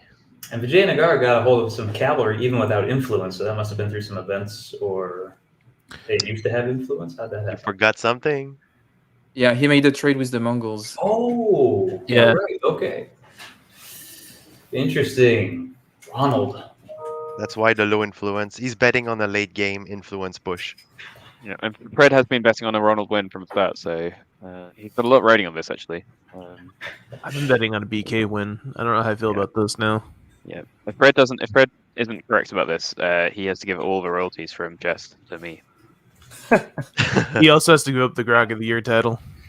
That's right. Well, I'm gonna lose it in 19 days anyway, so I'm happy to give it away to Joe for the last 2 weeks of the year. I thought you were just going to keep it going into 2024. Well, I'm planning on keeping it. So that's the thing. I shouldn't probably say it, but I'm planning on having a secret campaign to actually motivate everyone, so I stay Grognard of the Year just to annoy everyone for another year. It would be very annoying for a lot of people, so Yeah. I'll get behind that. Actually, I'm very yeah. behind this. Yes, I think it would annoy a lot of people. I had other plans originally, but I think it could be funny also to go for it. We'll see. But either way, I think the Luddites are gonna have a secret campaign either for me to remain in power or to support someone that's gonna annoy some people. We'll work on it. we can make Liz Grog of a Year. Yeah, that was also For that was the original plan. Yeah. So, and I think it might still be the best plan. What's happening here? Some fighty fights. Where are they fighting? I didn't follow. I think they're fighting in Bengal. I think it's Vijayanagara attacking the Sultan there in Bengal. Would be my guess. Well, there's a pawn in Andhra. Yeah, it That's looks probably it's where in they're Andhra. fighting Yeah, It might just be Vijayanagara against BK now. Actually, I'm not sure. yeah, it Yes. looks like it. Yeah. I think it's time, though.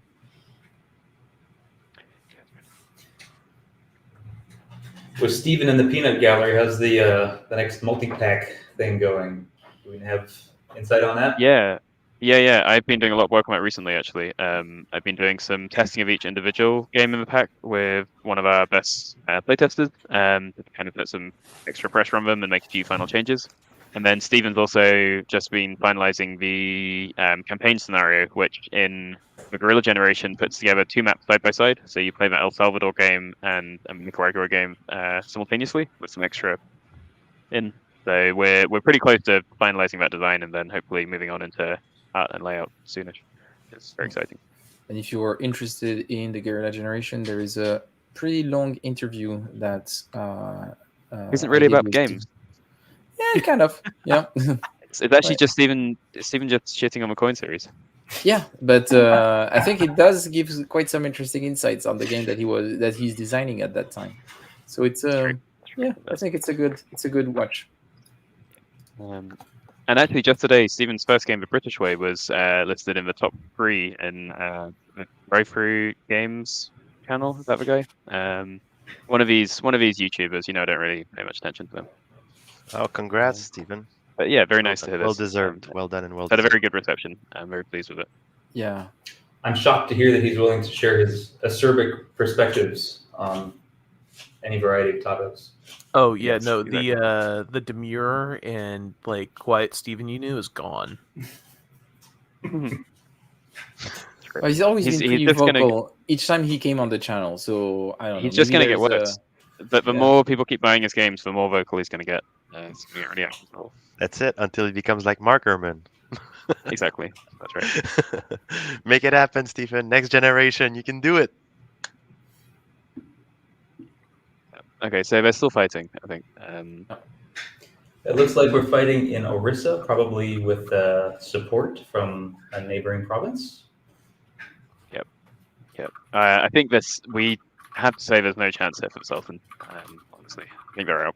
Sultan is in pretty bad shape.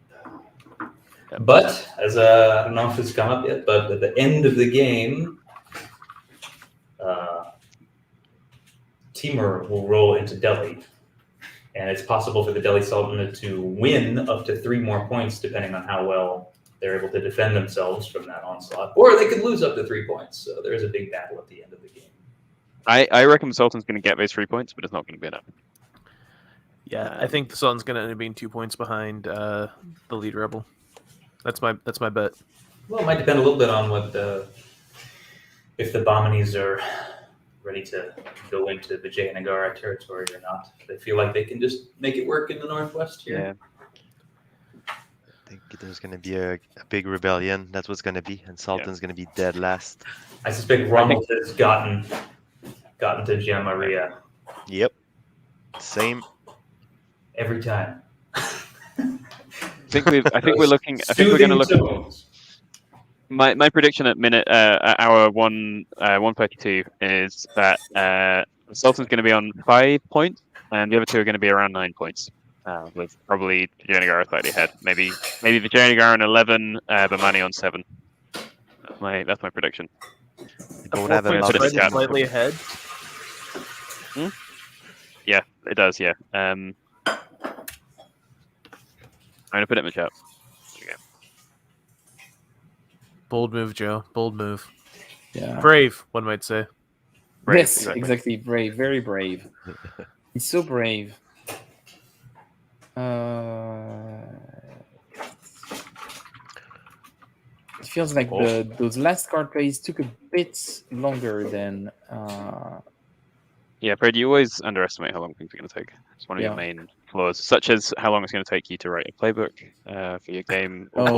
This is not underestimating. I'm always pretty sure about my estimation, but there is 2 things. There is what I communicate and what I believe. It's like the time is going to be. There it is. And the thing is that because if I communicate the real numbers, you are going to get all upset, and it's going to be even worse, and it's going to take even more time. So I communicate a fake number, and I tell you, I think by September it's going to be done, knowing that it's probably going to be November. And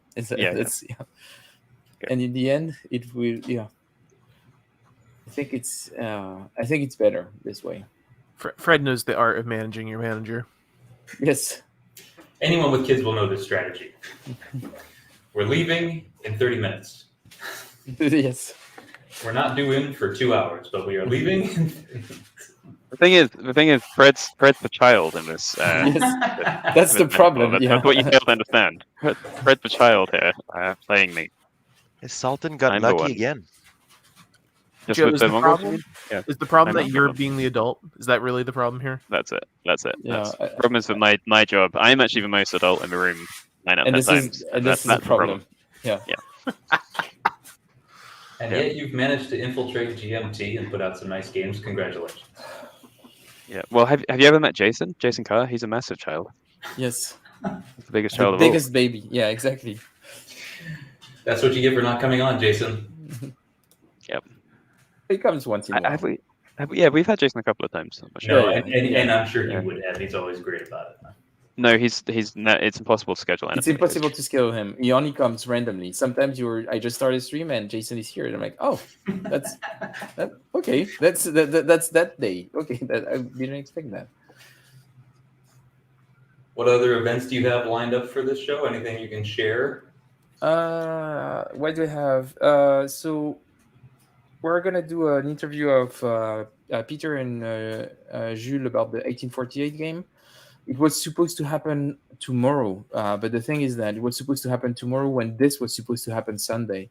So I'll just have a chat with them to see when we can reschedule it, because I'm not going to do 2 streams in a row. On Sunday, I'll have Brian Train coming over for a teach and play of Algeria that was recently added to Rise the Troops. So I'll have that. And after that, the classic end of year unboxing of the Secret Santa stuff, and reviewing the year. And I think that's pretty much it. And I should do a review if I manage to find the time to finally do it, to have a new format called Flash Reviews. And it's like a 5-minute review format where I'm going to review Battle of Versailles, which is currently in a crowdfunding campaign. And a really cool game. We played it on Sunday, I think, with Joe. Was it last Sunday, Joe? It's weekend before, but yeah, we did. Yeah. It was very good. Yep. Yeah, it's really good. It's a very interesting game. I think I won, didn't I? That's You what did. matters. Yeah, you That's did what win. really matters. Yeah. Okay, good. But just Fine. because you won, I decided that's going to be my main criticism of the game. The game is Is broken. the specifically. You play it once and you lost. Yeah, broken. and specifically the way you won, I decided it's not okay. So that's. And yes, Jan, we should do a game of Blucher with Liz, but I expect that we are going to do this sometime in January. And Kriegspiel, I told you, there is no way I'm organizing anything about Kriegspiel. So if you want me to do some content on Kriegspiel, you take my hand and you hold it and you make me do the things, but I'm not going to organize anything. I am not able to do this by any mean. So I will do whatever you tell me to do, Jan, but I will not organize anything. So we're actually getting to quite an interesting point in the game here. We're going into the final 8 cards in a minute. First, there's this. This could be big actually. There's this phase where you get to spend resources to increase or decrease influence, and the Vijayanagara player has a huge number of resources, so they're going to be able to boost themselves almost to the top of that track if they want to. And then we go into the final 8 cards, and there is a small chance here for the Sultan to win. I think they would actually do well with what we call a double Timur. If the first 2 cards of the next attack are Timur, I think the Sultan might be in not a bad spot. Or maybe if they get just one turn before Timur comes, because then that could push them up by 3 points above Bahmani, not quite above Vijayanagara, but they could grab 2nd place if they get lucky on a double Timur, I would say. I was curious about the Sultan play there too. Also, like attacking the Mongol with your last full command. Yep. I mean, you could have taken the resource hit probably, and conscript big, put 5 Yep. guys in Delhi and all that, Yeah, It's like, Jan, you don't know me. Do you think I read my emails? This is insane. Like, it's so weird. Do you believe that, Joe? I'm in several email chains with you and Jan, and I know that you're not reading any of them. Yeah, exactly. Is the best So way weird. to find you just to hop on here and comment? Is that the? Jan could come. He can come. He can come whenever he wants. Jan's here in the comments just to try and communicate with you. Yeah, but I mean, yeah, he can. But he needs to hold my hand. Like, he needs to speak to me directly, not send me any email. It's impossible. All right, friends, it's my turn to go for a little bit. Might be back, Yeah. might not be. I don't know. Thanks, Enjoyed Matthew, the for end of the taking the game. time. It was really cool to have you. And once again, congrats on the game. And let us know how excited you are once you finally get the box. Well, I'm excited. It's been fun for us. It's just been fun, and this stream has been fun too. So see you later, maybe. See you. Bye-bye. See you, buddy. I assume it came up by now, but I hope praise has been heaped on Matthew for the visuals in this game, the map. Yeah, we talked a bit about it at the beginning, but yeah. So in the end, he was the one doing all of the art. Did you get some support from other designers, or did you do most of the play components? He did pretty much all of it. Yeah, he did pretty much all of it. Yeah, that's right. You did a little bit of the layout, perhaps the cards and some of the player aids, but Matt was helping even with some of the design elements for those, wasn't he? That's absolutely true. That's right.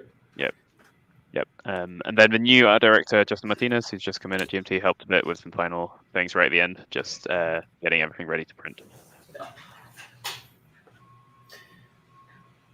I put a lot of effort into getting the images for the cards, and I learned all sorts of wonderful things about copyright law. It's good. Yeah, I've looked into that a lot. There is one else we should mention, because we did have Kurt Miller did the box cover, which is on the back of the card there. Absolutely, yeah. It's a very nice design of the Virupaksha temple. And there's that big influence swing. Yes. Yep. It's big, but it's not. Yeah, I don't know. Like that's actually put Bahmani ahead, which I'm quite surprised by. So we'll see. Oh no, I see they haven't updated it. Yep. I don't know why they didn't. What I was expecting. Yeah. It's an interesting gamble not to spend the extra one. It seems like they would have wanted to spend at least that extra. You can only do it 3 times. Yeah, they've done it 3 times exactly. They did the full hit. I wonder. So that's another interesting thing to ask. Actually, I wonder whether Vijayanagara was planning for that. So particularly banking those 12 resources, thinking I need 12. I'm going to spend 9, then I'll have 3 left at the final turn. Except they have even more somehow. Oh, they get some more final card too. Yeah. My estimates of the scores may have been way off. Actually, we'll see. Still thinking some might switch a bit at the end. Yeah, Stephen did make me learn so much about British copyright. Well, in particular, Crown copyright. So things, the legal status of photographs taken by British soldiers in active combat. What is the legal status of a photo taken by soldier in active combat? I can't remember now. I have actually very limited random access memory in my head, and I immediately jettison information that I no longer need. It's gone. But it was status such that we could use the pictures, which we used as well. That's fine.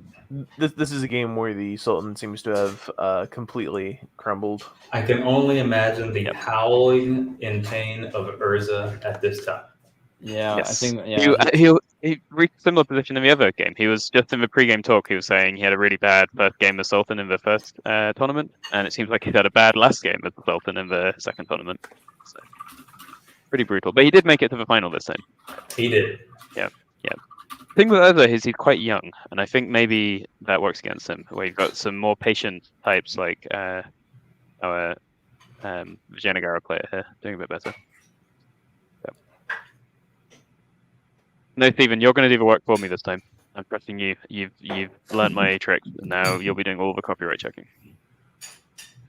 I've actually been doing something similar for the Weimar Republic game, checking some of the copyright for pictures for this.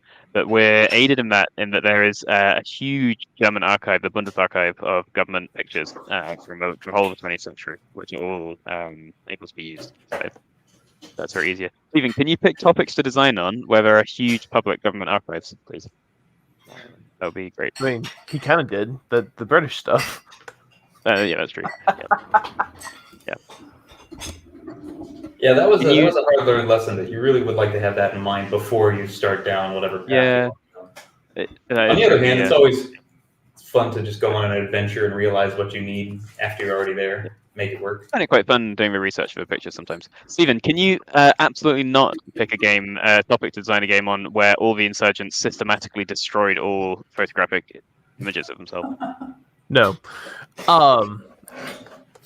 I would say, I wouldn't worry if you're going to pick a topic to make about being able to get art resources for it. Just understand that the game may end up having kind of an abstract quality when you're done with it, because that may be Yeah, what there's you're other. left with. That's right. There's other approaches to it, or you can get an assistive from it. So there's things you can do. It's always best just to pick the topic which you're most committed to, I'd say.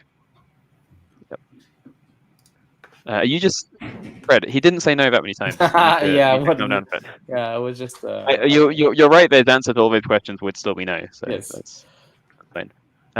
So what's happening? We're in the final few cards. I'll just get ODR out, exactly. Yeah, that's what you need to do. Pick sci-fi topics, and you get off the mud. There's just nothing left of Sultanate at this point. Frankly, it's not looking good. No, Yeah, it's I'm a not. little surprised to see like this level of destruction. Yep. But Bahmani's in a future turn could even do a conspire and rebel and just pop up off all the rest of those governors. It's pretty brutal. A single province with just a disloyal governor ruling it is not a good thing for the Sultanate. No, it's not. That's not a stable situation for them. Yeah. This is why I was really surprised by that govern instead of conscript. Like, this is what happens. Well, it just may have been an overemphasis on defending from the northwest and the Mongols in the game. It's not clear entirely. Of course, it's very complicated, but they look too strong at the end in the northwest. Yeah, I think that's right. Because at this point, even if they had nothing in the mountains there, just a single conscript in Delhi would put them in a pretty decent spot to fight off. Really shows a bit of a showstopper. Yeah. Any one of these cards could end it. And there There's it first is. two more. Oh, this is the So first yeah, one. this card comes in, and that's going to put half the Mongols here into the mountain passes. And then when the next one comes, they'll crash into Delhi, and that'll be the end of the game. So just 5 of them out of there. So there's just 6 there. So yeah, a single conscript in Delhi would easily put them there. With a conscript plus campaign, the Sultan's going to be able to bring down the other scores a little bit, but there's really no way for them to pull out a win here, I don't think. And we have a question from Stephen regarding the scores and how close they were during this second tournament with more experienced players. Stephen, the scores are very clustered in almost every game that does not include Ronald. I don't know how he's managed to do it, but Ronald has been playing in this tournament. He has been sweet-talking the Bahmanis in a way that I've never seen before. And he's got them convinced that Vijayanagara should not be touched at any time. He cleaves the subcontinent in half with them, and then the Bahmanis end up surprised that Vijayanagara has run away with it by the end. I don't know if that's going to be what plays out here, but Ronald's scores have been weirdly outliers relative to the hundreds of games we've seen. It's the Ronald strategy, really. I don't know if we have a name for that yet.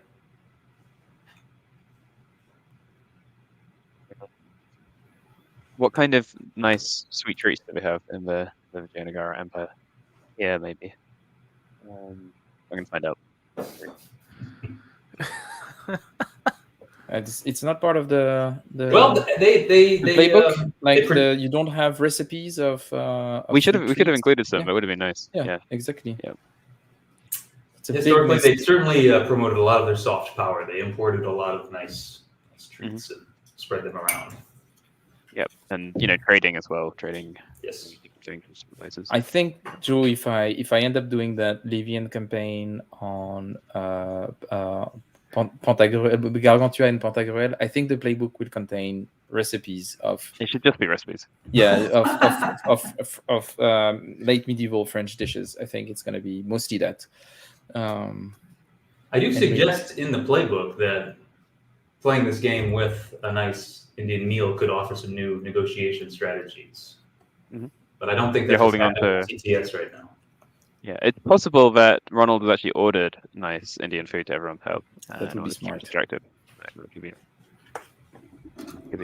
We could actually name the strategy after Ronald. I think that would seem to be fair. The Ronald effect is the strategy.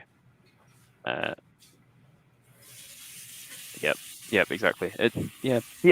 The interesting thing in this game is he hasn't even betrayed the Bahmanis. I don't think he's just been busy elsewhere. Yeah, there hasn't been. They've had a little bit of like a border conflict going on, but it's been real minor.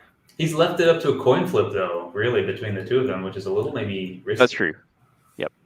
He could lose it. Yeah, they're very close. Maybe he bribed the coin. You don't know.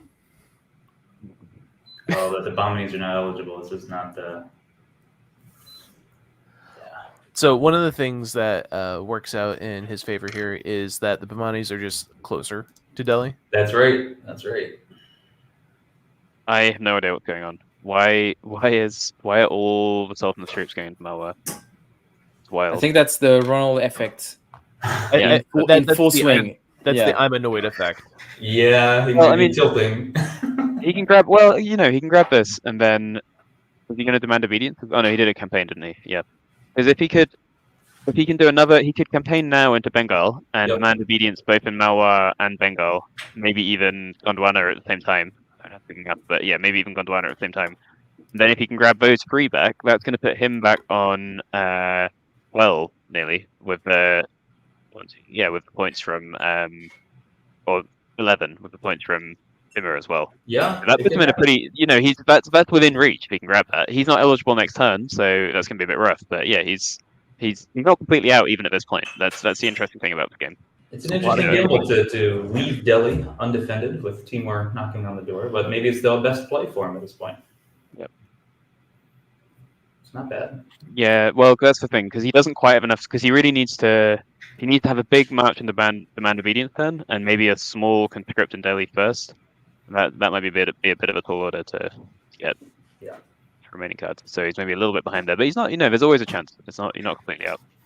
I do like the strategy of stacking governors in the same province. That keeps them protected from conspiring with the Bahmanis and being plucked off by other means. And you need the governors in the early game because they're very powerful against obedient pieces, and you desperately need them in the late game so that they can go and put those tributary markers back down. So he's at least got those out, but he'll need some luck, a lot of luck.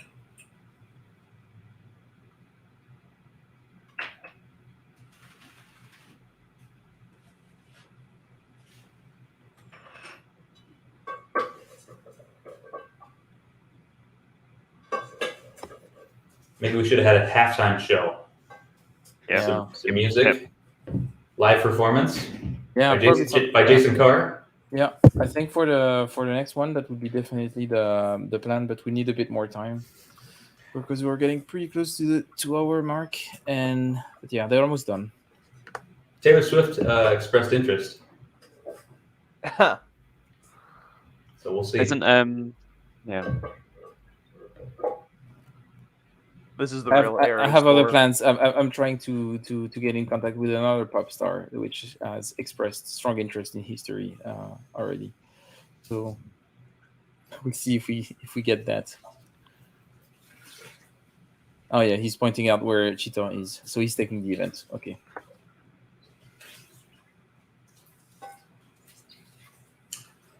Yeah. It's looking like Fred's going to win this one. I mean, you've never said something that depresses me more, Seb. That was a good event. It stays eligible. Yeah, that's pretty good.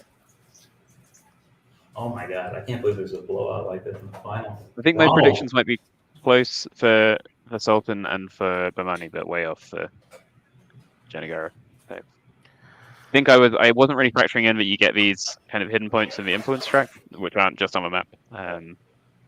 Which is where a lot of these points are coming from for Vijayanagara now.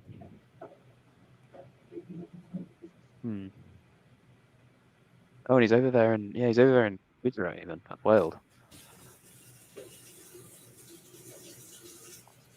It's pretty close. This is another thing people miss, I think, in these control-based games, that the value of a 2-value province, if you're both fighting for control of it, is actually a 4-point swing. A swing of 4, yeah.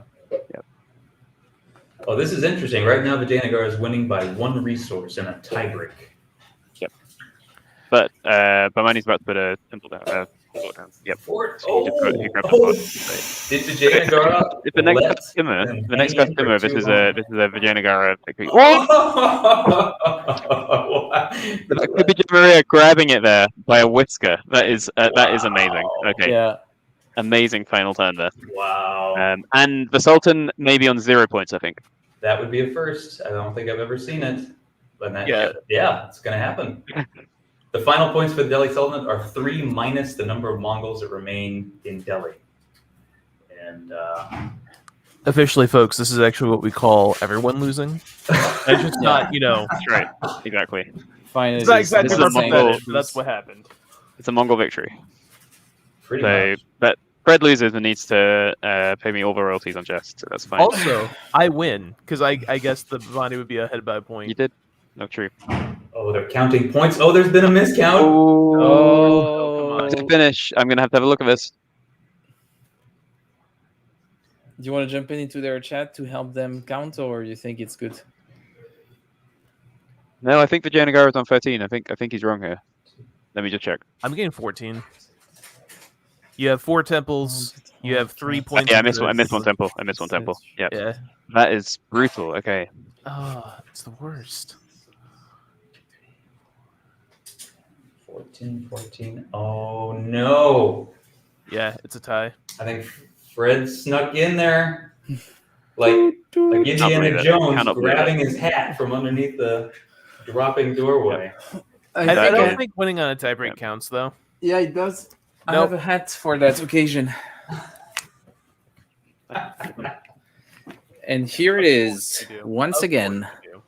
Well, Fred, you've won a free game from GMT. Yeah, I needed one. I don't have enough games from GMT. My partner is going to be so happy to hear that. She's looking at me in anger right now. Yeah. Shall we get them back in? Now? Yeah. They can come back in. Let's I'll send them a message or something. I'll actually just gonna jump in the chat 1 sec. Or are they Yeah. coming in now? No, they're on the way in. Okay. Oh yeah, I can see that Matthew is back. Oh, that's brutal. Oh, So, Matthew, Yeah, Matthew, that was brutal. Yeah. Yeah, how do you feel? Brutal. I've never seen it. Brutal. I've never seen it. And yeah, It's the brutal. Ronald effect. It's the Ronald effect. I mean, this guy is just he's a machine at this game. I mean, I called it. yeah, you were right. You were right. He really knows his way around the game a lot. It was very impressive. But it was a very tight one. Winning by 1 resource, that's quite something. Fred, can you promote Urza? He wants to take a save file of his absolute defeat. Poor Urza is gonna feel so bad. I feel He's gonna bad feel for bad. him. Oh my god, the But you know what? massacre. He did just in to say quickly of Urza or Nathaniel is his name. He was just really promoted him. such a valuable member in playtesting, Was. especially the solo bots. He put so much effort in, Oh yeah. and the game is a lot better for it. So, props to Yeah, absolutely. our defeated Sultan. Yeah, I'm Okay. curious to And hear. Big effort. Here they are, the players. Well. Well. So I we- can't hear you, but I'll be there in a minute. Yeah. So What's happening here? well, The champion Ronald, is late to the post show. Wow. Oh, yeah. Ah, there you go. So wait a minute. So who won? No, but didn't Ronald win? Oh, On- yes, you're correct. Yeah, Ronald won. Yeah, of On course the he won. final And tiebreak. I did say that he was going to win. And he. Look, I did my best to make sure that wouldn't happen. All right. So. The Sultan did We're not sure. his best. We want you to know that there was a big cheer for the Bahmanis there on that final flip where it flipped over Timur on that card there, and we thought you'd won. And then Yeah. you went back and counted the scores, and that Yes. was devastating Yeah, that was- because that we was were so critical. excited. We were so And excited. just to be clear, I always knew you didn't win, but I wanted Joe to cling to that hope that maybe I was wrong. But I was like internally, I was like, right, yeah. But it was a really good game. We did have one point in time. I think it was at 1 hour 19 where we said That's this pretty is true, at yeah. that moment that Gian Maria fucked up. So you might want to be able to maybe want to go back to that with the missing point that you had at the end of the game. That was then. So when did I fuck up? So I think it was at 1 hour 19. I don't remember what it was. but, And you chose to attack the Sultan instead of maybe doing something about Vijayanagara, and this was Yep. about halfway through the game. We were thinking, what's going on here? Why isn't the Bahmani turning on them? But also, why is the Sultan maybe not doing a little bit more against Vijayanagara? Maybe working with Bahmanis. But somehow Ronald, and you've been doing this all the way through the tournament, managed to sweet talk them into fighting each other instead of you, which is just incredible. I know exactly no, what no. you're talking about. I think so. Yeah. I think I know exactly what you're talking about because I was on the other end of that. Hey, But- well, and Nathaniel, there's even a moment. It didn't change my strategy. Ultimately, when I saw Inquisitor's position, I'm like, the only way that I can even remotely get this closer back so that it's not a humiliating loss is if I push Bahmani as high as possible and put them as equal scores and make them duke it out. That was my thought process. Yeah, That's so that why didn't happen. That was the that's why I thing. bumped Yeah, their influence through the roof. absolutely. That makes sense. But so did you pay to increase their influence on that final Yes, card? I sold Oh, 6 okay. I didn't even see that. resources for Amazing. 3 Bahmani Yes, I cavalry. gave him 2 horses, I think. Yeah, 3. I asked for 2 initially, and I was like, no, it needs to be 3. That's the only way this is It's working. fascinating. Then I That got- is fascinating. Yeah, and at the Back again, time, Ronald was like, "You're trying to king make," and I'm like, "Yeah, I kind of am because if I don't, you're just gonna sweep the game." Can you Yeah. explain to me, Nathaniel, at that point when you attacked the Mongol and you threw an extra attack in Madhya Desh on a fort rather than on attacking VE at this point in the game? I was hoping for some low rolls to force out cavalry. Okay, fair. Yeah. For South Cavalry. So- Fair. My thought process when I play Sultanate is that VE is really good at entrenching what they take. They get temples down, they get high influence. It's very hard to move in and take control. Bahmanis, on the other hand, you can just mob them to grab control and demand obedience. So my strategy, quite deliberately, was slow down VE as much as possible, kind of let the Bahmanis get a little bit out of control, and then swing hard on the other side of the board at the last possible second. That was like, when I recognized the Mongol build-up and how weak I was getting, that was, in my opinion, the only possible way to come back from that. So my entire strategy was built around basically last card Timur and hoping for the best, but it didn't happen. Yeah, we saw that. That's all pretty well thought out. Yeah, at some point, I think we that should have early a Mongol talk to card, game. that early Mongol card plus the timing in the second dynasty of the last Mongol before the flip, that combined kind of wrecked my chances of winning in the early Timur period, so I shifted to late Timur strategy. And could we hear maybe a few words from the winner, Ronald? How did it feel? Like because it looks like you've been doing really well during that whole tournament. What do you feel about this final where you won by just the tiebreaker? Excellent opponents. It was a very hard game. I was kept off balance. I wasn't able to play my game the way I wanted to. The fact that the Sultan kept Orissa and put troops in Andhra all the time didn't allow me to take Bengal and fortify as fast as I wanted to. And the fact that the Bahmani kingdoms didn't rebel until the bloody end of the game meant that all possible campaigns that I was expecting, campaigns and governs, would be directed only at me. So in that way, Bahmani kingdoms, it was clever. And it kept me off balance. And when the last Timur flipped, I thought that fuck. This is retardedly close to lose like this. But fortunately, yeah, There was very a close miscount. game, very good opponents, loads of fun. And for you, Gian Maria, how was it? It was a great game. frustrated? Yeah. It was a really, really great game. I really enjoyed it, and I was trying, to sneak out between and try to find some kind of balance between, Vijay and the Sultanate. And what helped me a lot is that Sultanate mainly focused on Vijay, while I was trying, little by little to build some kind of power emirs here and there in the western provinces. And at the very end of the game, yes, I flipped and I rebelled my emirs. I tried to have an advantage important enough to try to put some distance between me and Vijay and me. But in the end, well, we were tied, and anyway, it was a really, really good game.